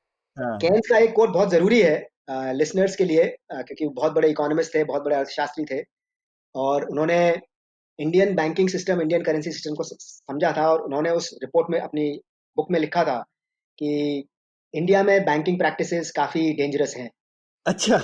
और ये मतलब कोई भी चीज़ ढंग से मैनेज नहीं है, क्योंकि केन्स का जो पीरियड है, और आपने बहुत अच्छा सवाल उठाया, क्योंकि अ, ये 1913 में जब केन्स अपनी किताब लिख रहे हैं, 1913 में अंग्रेज ने पहली बार अपनी डेटा, तो ये एक बड़ा वॉलेटाइल पीरियड है इंडियन बैंकिंग का, जिसमें हमें पहली बार हम्म। अंग्रेजी सरकार कंसर्न हो जाती है कि भाई बैंकिंग में क्या चल रहा है, और ये फिर उसके बाद लगातार मेजर्स इस तरह से लिए जाते हैं कि इंडिया में बैंकिंग में सुधार आए। सो 1913 के बाद 1921 में जो तीन प्रेसिडेंसी बैंक्स हैं को उनको मर्ज करके इंपीरियल बैंक बनाया जाता है, और इंपीरियल बैंक को कहा जाता है कि भाई इंडिया में, जो इंडिया बहुत बड़ा कंट्री है और आपको एडिशनल 100 ब्रांचेस खोलनी पड़ेंगी। उससे उससे पहले ये बहुत क्रिटिसिज्म रही है, स्वदेशी मूवमेंट आ गया है, गांधी जी आ गए हैं, और ब्रिटिश सरकार पे काफ़ी प्रेशर है कि भाई हिंदुस्तानियों के लिए अब आप कुछ करो। तो अच्छा। इंपीरियल बैंक को कहा जाता है कि आप 100 ब्रांचेस खोलिए, अलग अलग जगह जाके खोलिए जहाँ पर भारतीयों को उसका कुछ फ़ायदा मिले। और तो वो 100 ब्रांचेस खोलते भी हैं, पर उसमें से कई ब्रांचेस आती हैं, उनके पास एक बैंक फेल होता है शिमला में, अलायंस बैंक ऑफ शिमला, जिसको ये इंपीरियल बैंक टेक ओवर करता है, और उससे थोड़ी इनके ब्रांचेस में इजाफा होता है। इस दौरान अब सेंट्रल बैंक की बात आ जाती है कि डिस्कशन हो रहे हैं कि भाई इंडिया में एक सेंट्रल बैंक होना चाहिए। फर्स्ट वर्ल्ड वॉर के बाद अ, हालत काफ़ी ख़राब है, व्यवस्था काफ़ी ख़राब है, और central bank as an idea has basically become important idea. इससे पहले इतना इम्पोर्टेंट आइडिया नहीं था। इसी इसी टाइम पे ये अंबेडकर ने भी नोट लिखा था ना एक्सचेंज रेट पे, और बोला था कि कुछ ऐसा होना चाहिए। जी, तो अंबेडकर जी ने तो ये जब कमेटी इनकी बनी थी, इस पे भी अंबेडकर जी ने अपने लिखे थे कि इंडिया में किस तरह से सेंट्रल बैंक होना चाहिए। कुछ 1922 या 1923 का ही है उनका शायद नोट जी ना। जी जी, तो 1918 या 1919 में एक लीग ऑफ नेशंस करके बॉडी होती थी, जिसमें ये डिसाइड किया था कि भाई जो भी कंट्रीज हैं उनमें सब में सेंट्रल बैंक होना चाहिए। और ये नहीं पता था कि लीग ऑफ नेशंस ने ऐसा मैंडेट किया मेंबर्स के लिए। मैंडेट नहीं किया था, एक विचारधारा हुई थी कि भाई जो भी देश हैं, जो भी नेशंस हैं, वो अपने पास एक सेंट्रल बैंक खोलें, क्योंकि फर्स्ट वर्ल्ड वॉर और ये सारी सारी चीज़ें मतलब इस तरह से हो रही थी कि देखा गया कि सेंट्रल बैंक का रोल काफ़ी इंपॉर्टेंट है। अब हम धीरे धीरे करके फिएट मनी की तरफ, इन सब बहुत सारे डेवलपमेंट्स ग्लोबली भी हो रहे हैं, जिसकी वजह से सेंट्रल बैंक्स और यूनाइटेड स्टेट्स में 1913 में फेडरल रिजर्व आ जाता है। तो मतलब ये अपने आप में इम्पॉर्टेंट पीरियड है सेंट्रल बैंकिंग के लिए, जहाँ पर फेडरल रिजर्व के बाद मेरे ख्याल से यूरोप और यूएस के बाद जो सबसे साउथ अफ्रीका में अंग्रेजों ने 1920 में सेंट्रल बैंक सेटअप किया था। तो ये सारी की सारी चीज़ें धीरे धीरे करके हो रही हैं। 1926 में कमेटी बैठती है जो कि डिसाइड करती है कि भाई इंडिया में एक सेंट्रल बैंक होना चाहिए।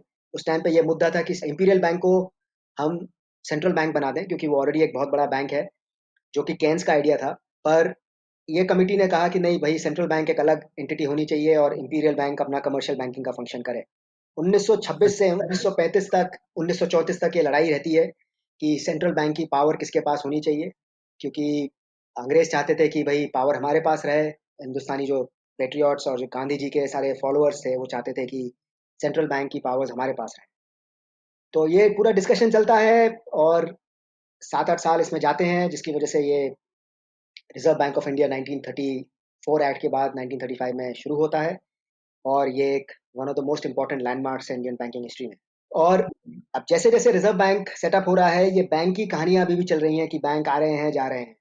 मतलब ये 1913, क्योंकि हमारे पास डेटा 1913 से लेकर 1965 तक हिंदुस्तान में करीबन 2000 बैंक फेल होते हैं, और ये सारे बैंक एक फेजेस में फेल हो रहे हैं। जैसे 1913 की तो मैंने डिस्कस किया था, पंजाब में फेलियर हुए थे। इसी तरह से अब हम साउथ की तरफ आ जाते हैं, जहाँ पर आप दोनों हैं, बैंगलोर और मेनली केरला की साइड। तो केरला में जैसे ही ये 1935 में रिजर्व बैंक आता है, एक और इम्पोर्टेंट माइलस्टोन इंडिया में आता है। ये एक बहुत बड़ा बैंक है, ट्रैवनकोर नेशनल कोलॉन बैंक, जिसका फेलियर होता है। ये दो बैंक का मर्जर था। इट वाज इंडिया में उस टाइम पे one of the largest bank था। और हालांकि इस बैंक की कहानी थोड़ी अलग है, क्योंकि ये जो बैंक था, इस बैंक के पीछे ट्रैवनकोर के जो दीवान थे सीपी रामास्वामी अय्यर, वो पीछे पड़े हुए थे। क्योंकि पहली चीज, ये जो जब ये जो बैंक बना, ये बैंक अपने आप को, इस बैंक का जो लोगो था वो ट्रैवनकोर स्टेट का भी लोगो था। तो उनको लगता था कि ये जो बैंक है ये हमारे को डोमिनेट कर रहा है, मतलब कोई भी बैंक सरकार से बड़ा नहीं हो सकता। और उसके जो प्रमोटर थे, जो कि आज की एमआरएफ फैमिली और जो ट्रैवनकोर नेशनल कोलॉन बैंक है, उनकी बड़ी भारी बहुत ही इंटरेस्टिंग इतिहास है। क्योंकि यहाँ पर ये लोग जेल भी गए थे, और रामास्वामी अय्यर जी ने पैम्फलेट्स छपवाए थे कि ये बैंक मद्रास में जाकर ये बैंक बंद होने वाला है, और सब फॉल्स रूमर्स स्प्रेड किए थे। तो ये एक बड़ा इंटरेस्टिंग केस था of a state spreading rumours, false rumours about the bank and creating leading to its demise. तो फिर ये जब बैंक, और रिजर्व बैंक 1935 में आया ही आया है, और 1938 में ये बैंक फेल हो जाता है। अच्छा, रिजर्व बैंक की जो एक्ट होती है, ये बैंक ऑफ इंग्लैंड से काफ़ी मिलती जुलती है। और बैंक ऑफ इंग्लैंड बेसिकली एक मोनोपोली की तरह शुरू हुआ था, और जो लॉज इस तरह से इंग्लैंड में बनाए गए थे कि बैंक ऑफ इंग्लैंड की मोनोपोली डिफेंडेड, मतलब वो मोनोपोली उसकी रहे। तो जो भी वो सिस्टम था, वही रिजर्व बैंक के लिए इन्होंने डाला था। तो रिजर्व बैंक को आए हुए बहुत कम टाइम हुआ था, और उसके पास इतनी पावर्स भी नहीं थी कि वो बैंक को समझे। क्योंकि बैंक ऑफ इंग्लैंड का जो एवोल्यूशन था वो इस तरह से था कि भाई बैंक ऑफ इंग्लैंड की हमें मोनोपोली प्रिजर्व करनी है। उसका उसका फंक्शन ये नहीं था कि हमें बैंकिंग स्टेबिलिटी बढ़ानी है।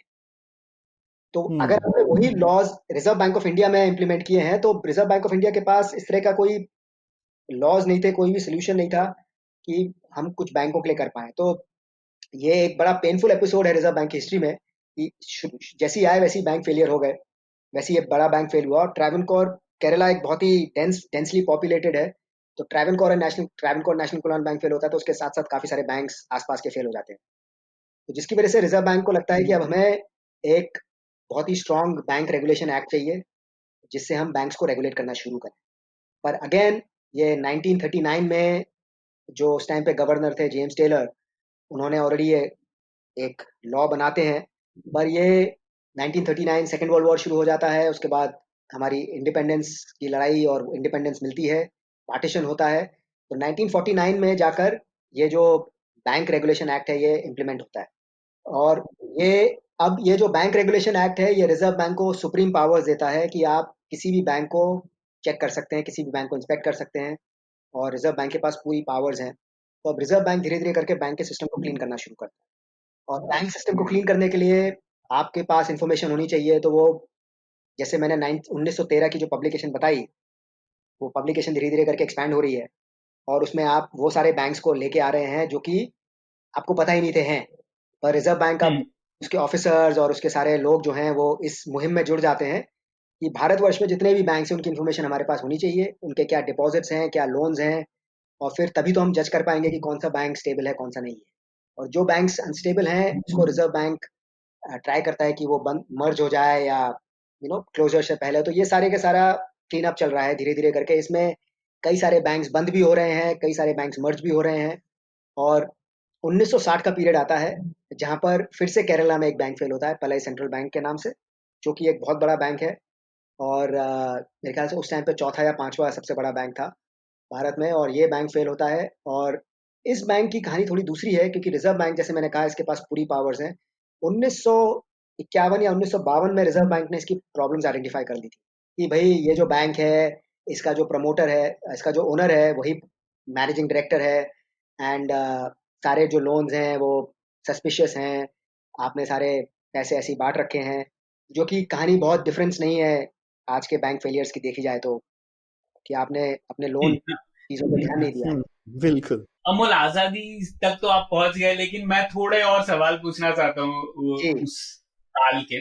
तो पहले तो मुझे ये समझाइए कि आजकल हम लोगों को लगता है कि सेंट्रल बैंक के बिना तो काम ही नहीं हो सकता कुछ, क्योंकि जी। सेंट्रल बैंक नोट प्रिंट करता है, इंटरेस्ट रेट देखता है दूसरे बैंकों का कि इतने इस मतलब रेपो, रिवर्स रेपो वगैरह वगैरह होता है, एक्सचेंज रेट मैनेज करता है। तो ऐसा कैसे था कि पहले ये बैंक चल रहे थे और कोई सेंट्रल बैंक ही नहीं था, तो उनको कोई रेगुलेट ही नहीं कर रहा होगा फिर? हाँ, तो ये एक अच्छा सवाल है, और इस पे बहुत रिसर्च होती है। हमें एक स्कूल है, ऑस्ट्रियन स्कूल, जिसका एक ही मुद्दा है कि भाई दुनिया में सेंट्रल बैंक्स नहीं होने चाहिए। और वो इस तरह के एक्सपीरियंसेस पॉइंट आउट करते हैं कि कुछ कंट्रीज हैं जहाँ पर, अब जैसे इंडिया का भी अगर देखा जाए तो सेंट्रल बैंक नहीं था, तो मतलब एक बैंक, एक तरह की ऑर्गेनाइजेशन इस तरह की थी कि भाई आए और गए। अगर आप स्टेबल हो, अब जैसे इलाहाबाद बैंक है या पंजाब नेशनल बैंक है, ये सब बैंक्स काफ़ी पुराने हैं और ये उस टाइम पे ओरिजिनेट करते हैं जब रेगुलेशन नहीं था। पर इन्होंने, they survived, and they survived because के पास कुछ कुछ इस तरह की पॉलिसीज थी, उस तरह की प्रैक्टिसेस थी, कि आप प्रॉपर बैंकिंग कर रहे हैं, हम्म। आप इस तरह की प्रॉब्लम्स में नहीं जा रहे हैं। तो ये जो स्कूल है इसका यही मानना है कि हमें बैंकिंग को एक किसी भी एक दूसरे बिजनेस की तरह ट्रीट करना चाहिए। और अभी जैसे मैं आर्ग्यू करूंगा कि ये बाद में कि सडनली ये कहीं पर जाकर लोन्स की बजाय डिपॉजिटर्स पे अटेंशन ज़्यादा पे होना शुरू हुआ। और क्योंकि बैंक रन्स और ये सब चीज़ें इतनी ज़्यादा हो गई, तो तो उस इसलिए एक रेगुलेटर का होना कि भाई वो डिपॉजिटर्स के इंटरेस्ट प्रोटेक्ट करे और ये सब करे, कि अगर बैंक फेल हो जाए तो डिपॉजिटर्स तो कुछ कुछ कुछ कुछ नहीं, सारे कंट्रीज ने ये एक मॉरल रिस्पॉन्सिबिलिटी समझ ली कि भाई अगर कोई बैंक फेल होता है तो हमें उसको सेव करना है या हमें उसके डिपॉजिटर्स को। पर अगर आप, कई सारे रिसर्चर्स हैं वो कहेंगे कि भाई एक आप बैंक में डिपॉजिट रख रहे हैं तो एक ये आपका एक इन्वेस्टमेंट है, और आपको डिपॉजिट उसी बैंक में करना चाहिए जिसमें आप, जो बैंक सेफ है, और वो एक शेयर होल्डर या डिपॉजिटर को उसकी इन्फॉर्मेशन होनी चाहिए। जैसे आज के टाइम में आप शेयर मार्केट में आप इन्वेस्ट करते हैं तो वो आपकी रिस्क है, इसी तरह से हम्म। आप किसी डिपॉजिट कोई आप कहीं भी बैंक में रखते हैं तो वो आपकी रिस्पॉन्सिबिलिटी है, वो स्टेट की रिस्पॉन्सिबिलिटी नहीं है। तो ये सारी की सारी बदलाव हो रहे हैं, ये मतलब आपने केन्स का नाम लिया, केन्स ने 1936 में किताब लिखी थी जो पूरी केनेजियन रेवोल्यूशन के नाम से उन्होंने किया कि भाई state is responsible for everything. तो ये एक सेकेंड वर्ल्ड वॉर और ये जो दो वॉर्स हुए उसकी वजह से सरकारें और इम्पोर्टेंट और पावरफुल हुई, हम्म। सोशलिस्ट रेवोल्यूशन हर जगह हुए, जहाँ पर आपने कहा कि भाई सरकार ही सब चीज़ के लिए रिस्पॉन्सिबल है, इम्पोर्टेंट है, और depositors interest is one of those things. तो ये सारी की सारी चीज़ें हो गई।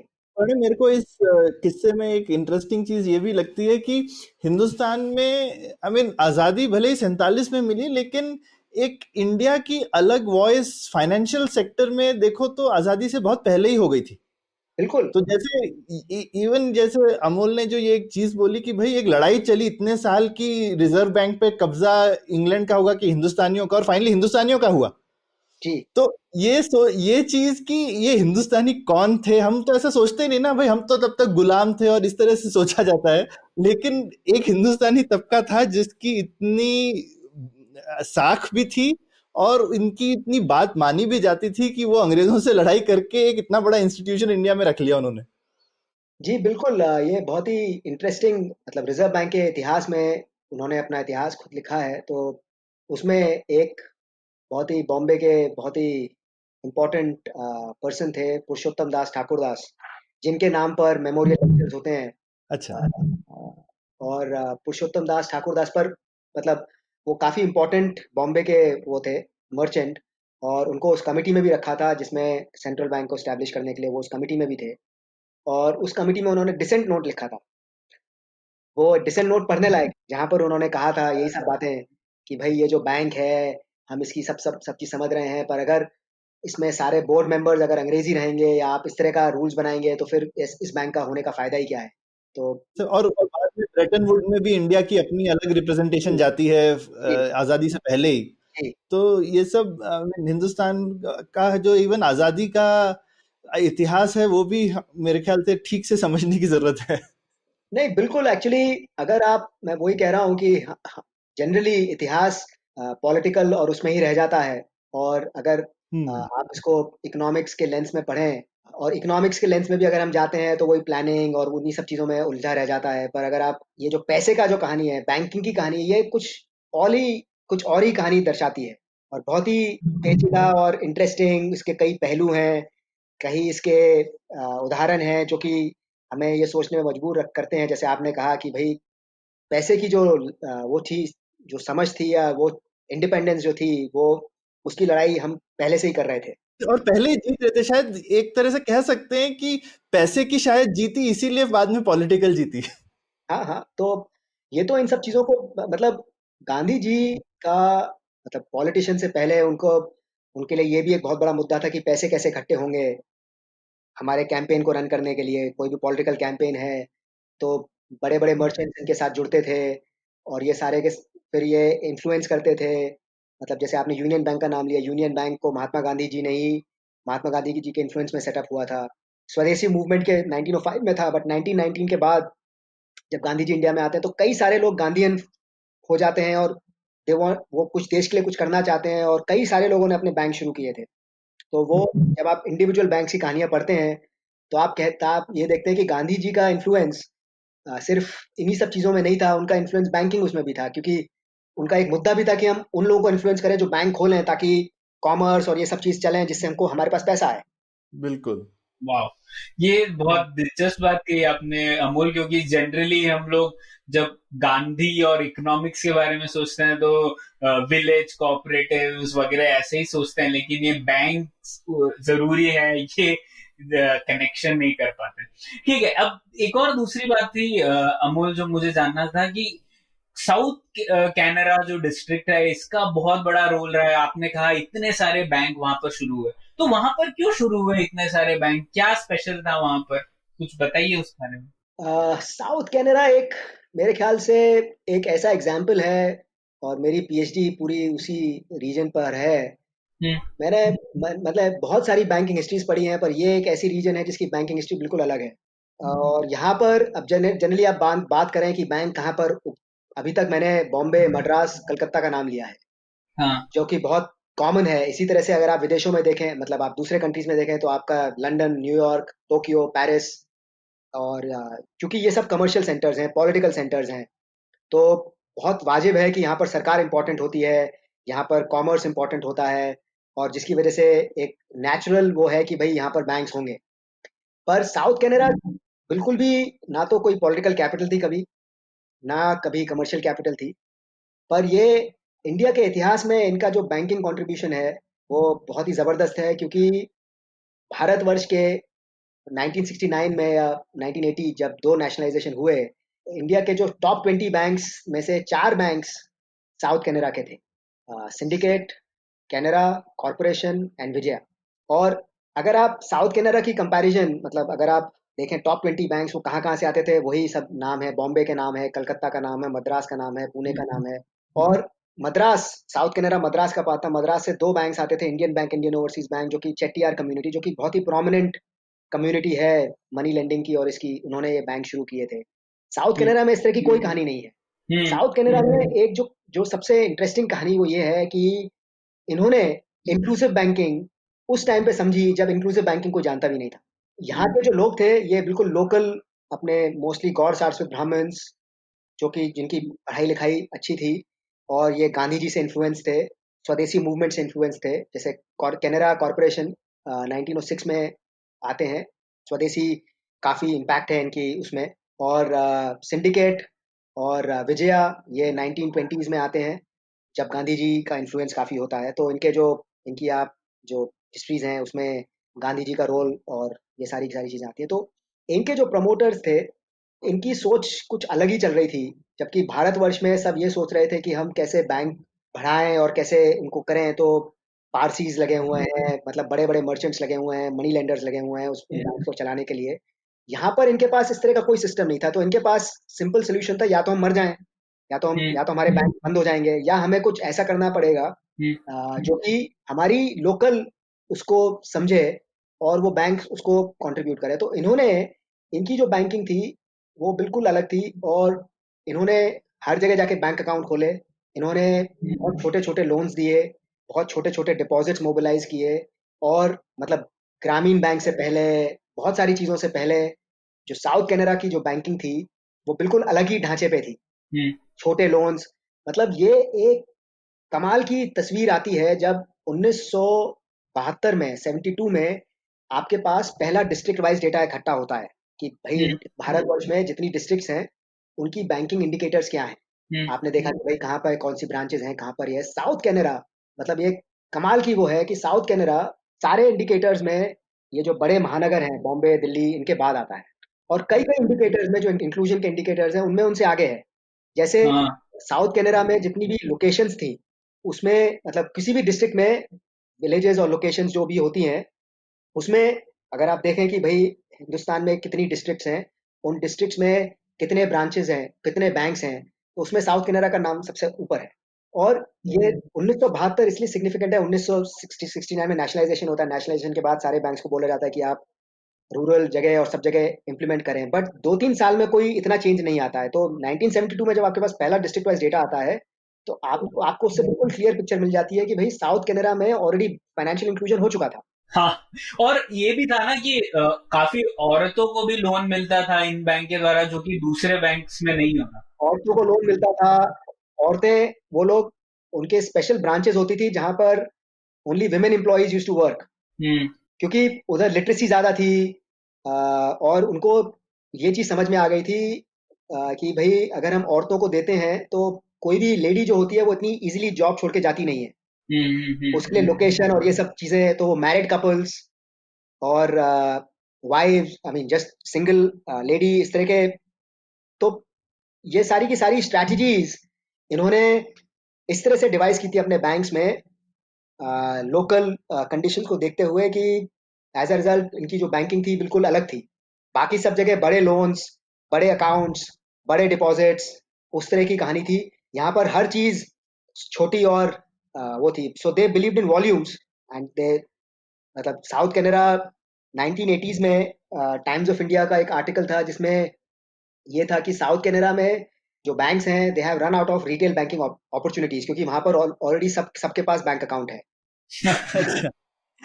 और हम अभी, मतलब ये बात करते हैं कि 2016 में, 2015 में, 14 में सॉरी, नरेंद्र मोदी जब प्रधानमंत्री बन के आते हैं तो उनको जनधन योजना शुरू करते हैं, सबके लिए बैंक अकाउंट खोलते हैं। इंडिया में इतने बैंक अकाउंट्स नहीं खुले हैं। और मतलब ये कमाल की बात है कि यहाँ पर प्राइवेट एंटरप्राइज ने इतने सारे अकाउंट्स खोले। हम्म, एंड व्हेन आई से कि ये सबसे बड़े बैंक्स थे, सबसे प्रॉफिटेबल बैंक्स थे, तो इन्होंने ये दिखाया कि फाइनेंशियल इंक्लूजन प्रॉफिटेबली भी हो सकता है और उससे हम बड़े बैंक्स भी बन सकते हैं, क्योंकि इनके पास कोई भी बड़े अकाउंट, कोई भी बड़े बिजनेसेस इस तरह की चीज नहीं थी। इनका सारा का सारा बिजनेस जो था वो ब्रोकन अप था। और ये बहुत होशियार थे। इनको, मतलब हम एंटरप्रेन्योर जो शब्द है या बिजनेस माइंडेड जो शब्द है वो जनरली हम नॉन बैंकिंग ऑर्गेनाइजेशन से रिलेट करते हैं कि भाई धीरू भाई अंबानी बहुत बड़े एंटरप्रेन्योर थे, बिरला जी बहुत बड़े एंटरप्रेन्योर थे, इन्होंने अपनी कंपनीज खोली, पर इनका नाम हम बैंक से एसोसिएट नहीं करते। जनरली एक बैंकर को एंटरप्रेन्योर नहीं समझा जाता, पर इस तरह की रिसर्च हुई है, जो कि मुझे एग्जैक्टली स्कॉलर्स का नाम नहीं आता, जो कहते हैं कि banker can also play a role of an entrepreneur and he is nothing और she is nothing but basically an entrepreneur who specially in जो कि थोड़ी सी अनडेवलप्ड सोसाइटीज होती है, अनडेवलप्ड कम्युनिटीज होती है, उसमें बैंकर का बहुत बड़ा रोल होता है अगर वो उस रोल को ढंग से प्लान करे और ढंग से एग्जीक्यूट करे। मतलब ये जो रीजन है साउथ कनाडा रीजन, ये इतनी कमाल की रीजन है कि इसने अभी तक मतलब कामत, पाए, शिनॉय, आप बैंक्स में ये सब नाम बहुत कॉमन देखते हो, ये सारे के सारे साउथ कनाडा से इनका ओरिजिन है। तो भले ही इनके बैंक्स सरकार ने ले लिए हों, पर इनके अभी भी मतलब इंडियन बैंक्स में इनकी कम्युनिटी के लोग अभी भी मिलते हैं और वो सारे बैंक्स को रन करते हैं। तो ये जो रीजन है, इसका इंडियन बैंकिंग का इतना फिनोमिनल कंट्रीब्यूशन है कि अब जैसे मैंने अपनी रिसर्च में जो रिचर्ड थेलर जी को नोबेल प्राइज मिला था 2017 में, मतलब सिंडिकेट बैंक में जो टीएमए पाए, डॉक्टर टीएमए पाए जो थे, उन्होंने पिग्मी डिपॉजिट्स करके स्कीम शुरू की थी, जो कि कुछ और नहीं है, जो कि सिर्फ नजिंग है, जो आप बिहेवियरल आजकल जो इकोनॉमिक्स जो पॉपुलर हुई है, जहां पर आप लोगों को प्रमोट कर रहे हैं कि भाई इस तरह की स्ट्रैटेजीज अपनाई जाए, इस तरह की पॉलिसीज आए जिससे लोगों की सेविंग्स इंप्रूव हो। तो थेलर जी को इसलिए नोबेल प्राइज मिला है उनके सिर्फ आइडियाज के लिए, और यहाँ पर वो आइडियाज ना तो सिर्फ डेवलप हुए पर एग्जीक्यूट भी हुए। कैसे कैसे थोड़ा बताइए उसके बारे में, क्योंकि वो बहुत दिलचस्प किस्सा है। क्योंकि लोग तो, जो इंसान के पास ज्यादा आमदनी है वो किसी दूसरे को अपने पैसे क्यों देगा उस समय, तो उन्होंने कुछ नया इन्वेंशन किया ना इस बारे में। जी, तो ये इनकी जो सोच थी, जैसे मैंने कहा, बिल्कुल अलग थी। डॉक्टर थे, तो इनको सारी रीजन जो थी वो पता थी, किसके पास कितने पैसे हैं, किसके पास क्या है, किसके पास क्या नहीं है। और इस चीज से इनको बड़ी परेशानी होती थी कि भाई लोगों के पास मेडिकल इमरजेंसी के लिए भी सेविंग्स नहीं है, और बहुत छोटी छोटी चीजों के लिए तो वो उन्होंने डिसाइड किया कि भाई मेरे बड़े भाई ने ये बैंक शुरू किया, सिंडिकेट बैंक, मैं इसके थ्रू कुछ इस तरह की स्कीम्स बनाता हूँ जिससे लोग सेव करना शुरू करें। तो बड़े 1920s की 1928 भारतवर्ष, बॉम्बे दिल्ली छोड़ के साउथ कनाडा जैसी रूरल जगह में आपको, और ये मैंगलोर भी नहीं है, ये उडुपी से पास में जगह करकला, और मतलब यहाँ की बातें हो रही हैं। तो जहाँ पर आपने ये सब चीज़ें शुरू की, तो इन्होंने क्या किया कि इन्होंने कहा कि देखो मेरे पास ऐसे तो कोई आएगा नहीं, तो मैं ये करूँगा कि मैं मेरा जो जो भी ब्रांच का जो इंसान है, जो ब्रांच रन करता है, उसको मैं बोलूँगा कि तुम रोज़ जाओ और रोज़ इन लोगों से भले ही 2 पैसे, 3 पैसे, 4 पैसे जितने भी इनकी कमाई हो डेली की, वो आप कलेक्ट करो। तो इस तरह से ये एक तरह से पिगी बैंक कह लीजिए या कुछ भी आप उसको कह लीजिए। तो ये रोज़ इंसान बैंक से इनके पास जाता था, चाहे वो फिशर वुमन हो, चाहे वो बहुत ही छोटी लेबर हो, चाहे फार्म में काम करते हो, जिनके पास इतनी सी बहुत थोड़ी सी सेविंग्स हैं, और वो रोज वो थोड़ी सी सेविंग्स कलेक्ट करते थे।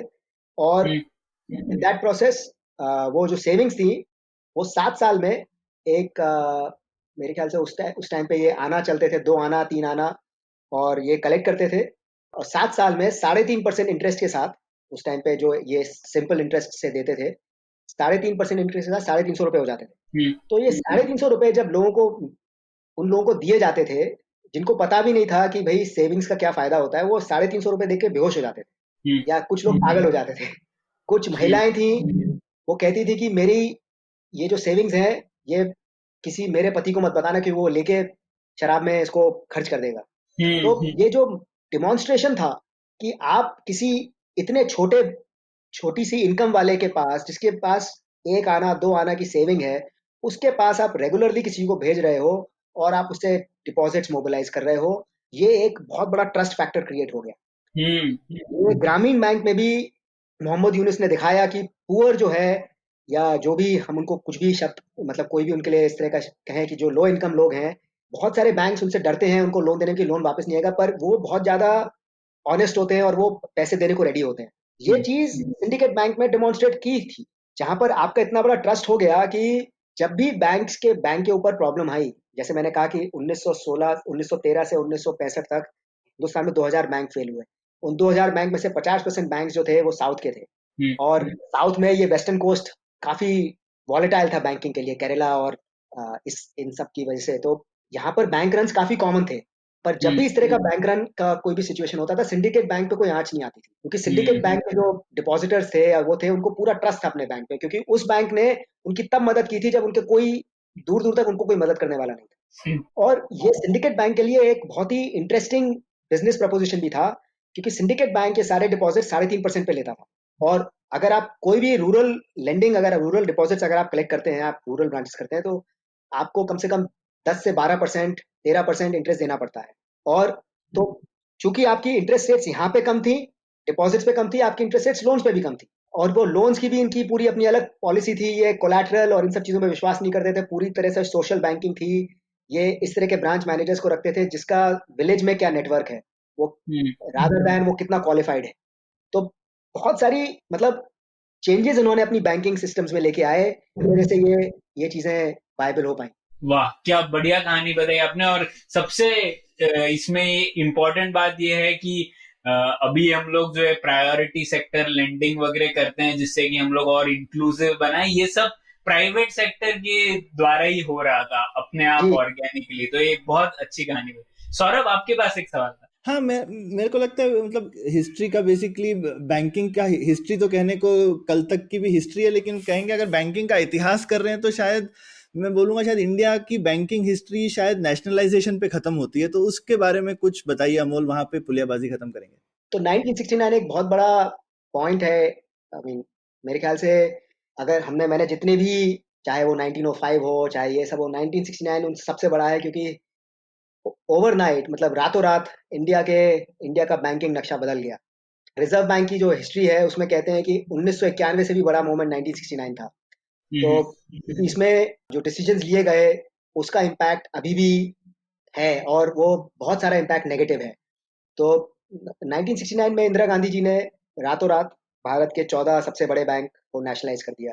नेशनलाइज का मतलब ये सरकार के हो गए, और प्राइवेट इनसे जो प्राइवेट ओनर्स थे उनको अपना 100% स्टेक सरकार को देना पड़ा। अच्छा, नेशनलाइजेशन के कई कारण हैं। एक तो राजनीतिक कारण है, वो सबसे ज़्यादा ज़रूरी है, क्योंकि राजनीतिक और अर्थशास्त्रिक कारणों में अगर आप देखें तो दोनों तरफ कारण है, पर राजनीतिक कारण उसका वेट कुछ ज़्यादा ही है। और अब जैसे नेहरू जी 1964 में चले गए थे, 1966 में लाल बहादुर शास्त्री जी का निधन हो गया, उसके बाद इंदिरा गांधी जी आई। इंदिरा गांधी जी का उस टाइम पे जो इम्प्रेशन था वो ये था कि उनको कोई गूंगी गुड़िया कहता था, कोई मतलब वो एक तरह से डमी कैंडिडेट थी प्राइम मिनिस्टरशिप के लिए। कोई भी ये नहीं सोचता था कि वो इतनी इंपॉर्टेंट रोल प्ले करेंगी। और साइमल्टेनियसली हमारा पाकिस्तान के साथ वॉर हुए थे, और 1967 में इलेक्शंस में कांग्रेस की बहुत बड़ी हार हुई थी। तो पूरी तरह से पॉलिटिकल जो नैरेटिव था वो डगमगाया हुआ था, ये क्लियर नहीं था प्रधानमंत्री कौन है और कौन। और ये इंदिरा गांधी जी को डोमिनेट करती थी उस टाइम पे जो सिंडिकेट बॉडी थी, जिन्होंने इनको जो कांग्रेस की अपॉइंटमेंट करती थी तो ये इंदिरा गांधी जी के लिए एक तरीका था दिखाने के लिए कि भाई हिंदुस्तान में या भारतवर्ष में कोई है, प्रधानमंत्री है तो वो मैं हूँ। ये एक उनके लिए एक तरीका था सबको क्लियर सिग्नल देने के लिए कि ये जो नेशनलाइजेशन जैसा इतना बड़ा डिसीजन मैंने लिया है, और मैं इस देश की प्रधानमंत्री हूँ इसलिए मैंने लिया है। तो और उससे पहले जैसे मोरारजी देसाई जो चाहते नहीं थे नेशनलाइजेशन हो, मोरारजी देसाई फाइनेंस मिनिस्टर भी थे, डेप्यूटी प्राइम मिनिस्टर भी थे, और उनको फाइनेंस मिनिस्टर से इंदिरा गांधी जी ने थोड़े दिन पहले हटाया था। मतलब इस तरह से प्रेशराइज किया था, हटाया नहीं था, प्रेशराइज किया था कि उन्होंने रिजाइन कर दिया था। इंदिरा गांधी जी ने डिसीजन लिया कि भाई ये मेरे को अपनी पॉलिटिकल इम्पोर्टेंस दिखानी है। अर्थशास्त्री कारण ये थे कि हिंदुस्तान में या भारतवर्ष में जो इंक्लूजन जो था, बैंकिंग इंक्लूजन जो था वो बहुत ही स्लो स्पीड पे चल रहा था। आपने 5 ईयर प्लान्स इम्प्लीमेंट किए थे, ये सब किया था, आप चाहते थे कि भारत की एग्रीकल्चर और रूरल व्यवस्था सुधरे, पर वहाँ पर अभी भी बैंक्स जो थे वो रिलक्टेंट थे कि भाई हम जाके वहाँ जाके ब्रांचेस खोलें, वहाँ जाके लोन्स दें और ये करें वो करें। तो इसकी वजह से जैसे आपने कहा प्रायोरिटी सेक्टर लेंडिंग 1961-62 में शुरू की गई थी, बहुत ही छोटे मुद्दे पर आपके पास कोई तरीका नहीं था कि आप बैंक्स को कह पाएं कि भाई आप यहाँ जाएं जब तक आप उनको ओन ना करें, क्योंकि एक प्राइवेट बैंकर है, वो अपने हिसाब से डिसीजन लेता है। तो रिजर्व बैंक ने इस तरह की पॉलिसीज, प्रायोरिटी सेक्टर और ये सब चीज़ें लेके आए थे, पर फिर भी कुछ ज़्यादा बैंक्स इंटरेस्टेड नहीं थे कि भाई हम जाएं और रूरल एरियाज में बैंकिंग करें। तो ये सारी की सारी चीज़ें, मतलब अ, कई सारे राजनीतिक कारण और इस तरह के अर्थव्यवस्थायिक कारणों की वजह से। और एक और बड़ा मुद्दा था कि जो नेशनलाइजेशन था वो कई सारी इंडस्ट्रीज में हो चुका था, चाहे एयरलाइन हो, चाहे इंश्योरेंस हो, और आपका एक इंपीरियल बैंक जो कि 1955 में नेशनलाइज होकर स्टेट बैंक ऑफ इंडिया बन गया था। तो ये कई सारी चीज़ें नेशनलाइज हो गई थी, और कांग्रेस के 47 या 48 वाले रेजोल्यूशन में बैंक को नेशनलाइज करने की बात हमेशा रही है, और इंडिया ने सोशलिज्म अपनाया था। अगर आपके पास सारी इंडस्ट्रीज आपके कंट्रोल में हैं और बैंकिंग आपके कंट्रोल में नहीं है, तो वो सब प्रॉब्लम्स हैं। और तो ये दो चीज़ थी, मतलब। और एक और कनेक्टेड फैक्टर ये था कि जो इंडस्ट्रियलिस्ट थे उनके ऊपर ये क्रिटिसिज्म था कि वो बैंक्स को अपने हिसाब से चलाते थे। तो ये तीन कारण, कि भाई एक तो इंडस्ट्रीज का कारण हो गया, एक ये अर्थव्यवस्था एक कारण हो गया जिसमें आप रूरल बैंकिंग को और एग्रीकल्चरल लेंडिंग को प्रमोट करना चाहते थे, और तीसरा जो सबसे इम्पोर्टेंट कारण है वो राजनीतिक कारण है, जिसकी वजह से इंदिरा गांधी ने इन बैंक्स को नेशनलाइज किया। तो इसके बाद बेसिकली उसके बाद कहानी फिर अब एक तरह से आरबीआई और भारत सरकार की हो गई, क्योंकि भारतीय बैंक्स की अपनी आइडेंटिटी तो खत्म हो गई। हाँ बिल्कुल, मतलब भारत की ये जो इसके बाद की जो कहानी है, ये रिजर्व बैंक की भी नहीं रही, बैंक्स की भी नहीं रही, टोटली सरकार की कहानी हो गई। हम्म और ये 69 एक बहुत ही इम्पोर्टेंट पॉइंट है जहां पर इंदिरा गांधी जी जो चाहती थी वही हुआ, क्योंकि 69 के बाद इंदिरा गांधी जी का ग्राफ एकदम ऊपर जाता है। और बिल्कुल 69 फिर 71 के बाद तो एकदम ही चांद सितारे। जी, तो ये सारे के सारे उन्होंने मेजर्स, कैलकुलेटिव मेजर्स थे, जहां पर आपने सडनली ऑपोजिशन को, और ये जैसे नोटबंदी हुई थी, वैसे ही नेशनलाइजेशन में आपने इसको ऑर्डिनेंस के थ्रू पास किया था, प्रेसिडेंट के थ्रू पास कराया था नेशनलाइजेशन को। मैं बोलने वाला था कि वो जिस तरह से आपने उसको डिस्क्राइब किया, ये डिमोनेटाइजेशन जैसा इवेंट जी लगता है उस जमाने का। जी जी, तो बहुत डिफरेंस नहीं है, क्योंकि डिमोनेटाइजेशन से पहले भी मोदी जी बिहार हारे थे, हाँ और काफी सारी अटकलें थी कि भाई इतने स्ट्रांग नहीं है, ये नहीं है, वो नहीं है। और ये एक ऐसा मोमेंट आया कि सबको पता चल गया कि भैया हिंदुस्तान का, भारतवर्ष के प्रधानमंत्री कौन है। बिल्कुल। और उसी टाइम पे इंदिरा गांधी जी का भी, मतलब उन्होंने पूरी ऑपोजिशन को, सबको एकदम एकदम शांत कर दिया। हालांकि वाजपेयी जी उस टाइम पे उन्होंने अपोज किया था कि भाई जब पार्लियामेंट 4 दिन बाद होने वाला है तो आपने ये अनाउंसमेंट अभी क्यों किया। तो वो सब चीजें इसलिए की गई थी क्योंकि आपको पार्लियामेंट में ये अप्रूव ही नहीं कराना था। बिल्कुल बिल्कुल जवाबदेही नहीं देनी थी, दिखाना था कि मैं ही सर्वोसर पे। हाँ, और ऑब्वियसली 91 के बाद तो खैर सब प्राइवेटाइजेशन आया है, तो फिर उससे प्राइवेट बैंक्स आए हैं, लेकिन अगर बैंकिंग का इतिहास देखें तो मतलब जबरदस्त इतिहास है, और लेकिन अंत जरा उसका एक तानाशाही वाला अंत है। जी बिल्कुल। ठीक है, बहुत बहुत मजा आया अमोल, आपने बहुत ही रोचक तरह से और बहुत ही मतलब दिलचस्प बैंकिंग की हिस्ट्री बताई इंडिया की। प्रणय, आज तो बहुत कुछ सीखने को मिला मुझे। बिल्कुल, बहुत कुछ सीखने मिला। और मुझे तो मतलब मेरी तृष्णा अभी भी पूरी नहीं हुई है, मुझे और जानना है इस बारे में। तो मुझे लगता है कि एक और एपिसोड करना पड़ेगा अमोल के साथ कि हम लोग और जाने बैंकिंग सेक्टर के बारे में। लेकिन आज का एपिसोड हम यहीं पे खत्म करते हैं। अमोल, बहुत बहुत शुक्रिया। जी धन्यवाद सौरभ और प्रणय। अगली बार और ज्यादा डिटेल्स में डिस्कस करेंगे बढ़िया है। 1969 के बाद का इतिहास। उम्मीद है आपको भी मजा आया। यह पॉडकास्ट संभव हो पाया है तक्षशिला इंस्टीट्यूशन के सपोर्ट के कारण। तक्षशिला पब्लिक पॉलिसी में शिक्षा और अनुसंधान के लिए स्थापित एक स्वतंत्र संस्था है। आप दुनिया के किसी भी कोने में हो, आपकी उम्र कुछ भी हो, अगर आप पब्लिक पॉलिसी, विदेश नीति या टेक्नोलॉजी गवर्नेंस में रुचि रखते हैं तो तक्षशिला की वेबसाइट takshashila.org.in पर उनके कोर्सेज को जरूर चेक कीजिए। और अगर आप पुलियाबाजी में शामिल होना चाहते हैं तो हमसे कनेक्ट कीजिए puliyabazi@gmail.com पर या फिर @puliyabazi ट्विटर पर। शुक्रिया। I hope you enjoyed that show. If you aren't following us on social media, please do. We're IVM Podcasts on Twitter, Facebook, and Instagram. I also just wanted to ask everybody if they could go to the website, ivmpodcast.com/survey and fill out a quick survey for us. It would be much appreciated. What a week we had this week. We had so much crossover, so many great guests. I don't even know where to start. Okay, yeah, I do know where to start. Let's start with Uncle Please Sit. Uncle Please Sit, Joel and Tushar had Hamsini Hariharan. Hamsini hosts a show called States of Anarchy with their network. She is a China expert and they discuss the India-China relationship. Really fascinating conversation. Cyrus had 2 conversations this week instead of our normal Thursday Cock and Bull. Great conversations, both of them. We'll be back with our regular Cock and Bull next week. But this week, you could definitely check out the conversation he had with Varun Grover. Really fascinating stuff. And Nikhil Taneja, who was the founder of Yuva and the creative director for the India Film Project Festival, which is going on this weekend. He was on the show as well. Cyrus was also on Advertising is Dead this weekend with Varun Dugirala. Cyrus and Varun discussed Cyrus's intent on randomness. Ranveer Brar guested on Gauri Devi Dayal show. This rounds on me. Another amazing conversation over there. Priyanka Khimani, one of the best IP lawyers in this country, was on Storytellers and Storysellers for a fascinating conversation. Definitely do check that out. And finally, I wanted to congratulate Zarina Poonawalla for her 100th episode. She had Ashish Vidyarthi as a guest on that. If you have not been listening to the Empowering series, please do. It's one of the great shows out there. And with that, I hope to see you again next week. Whether you're an established sports person or a budding one or simply a sports enthusiast, join us, Tanvi and Shlok. We are 2 passionate pro badminton players talking policy, mindset and everything sport. So tune in to The Millennial Athlete every Monday. Only on the IVM Podcast Network. Trust us, it's gonna be lit.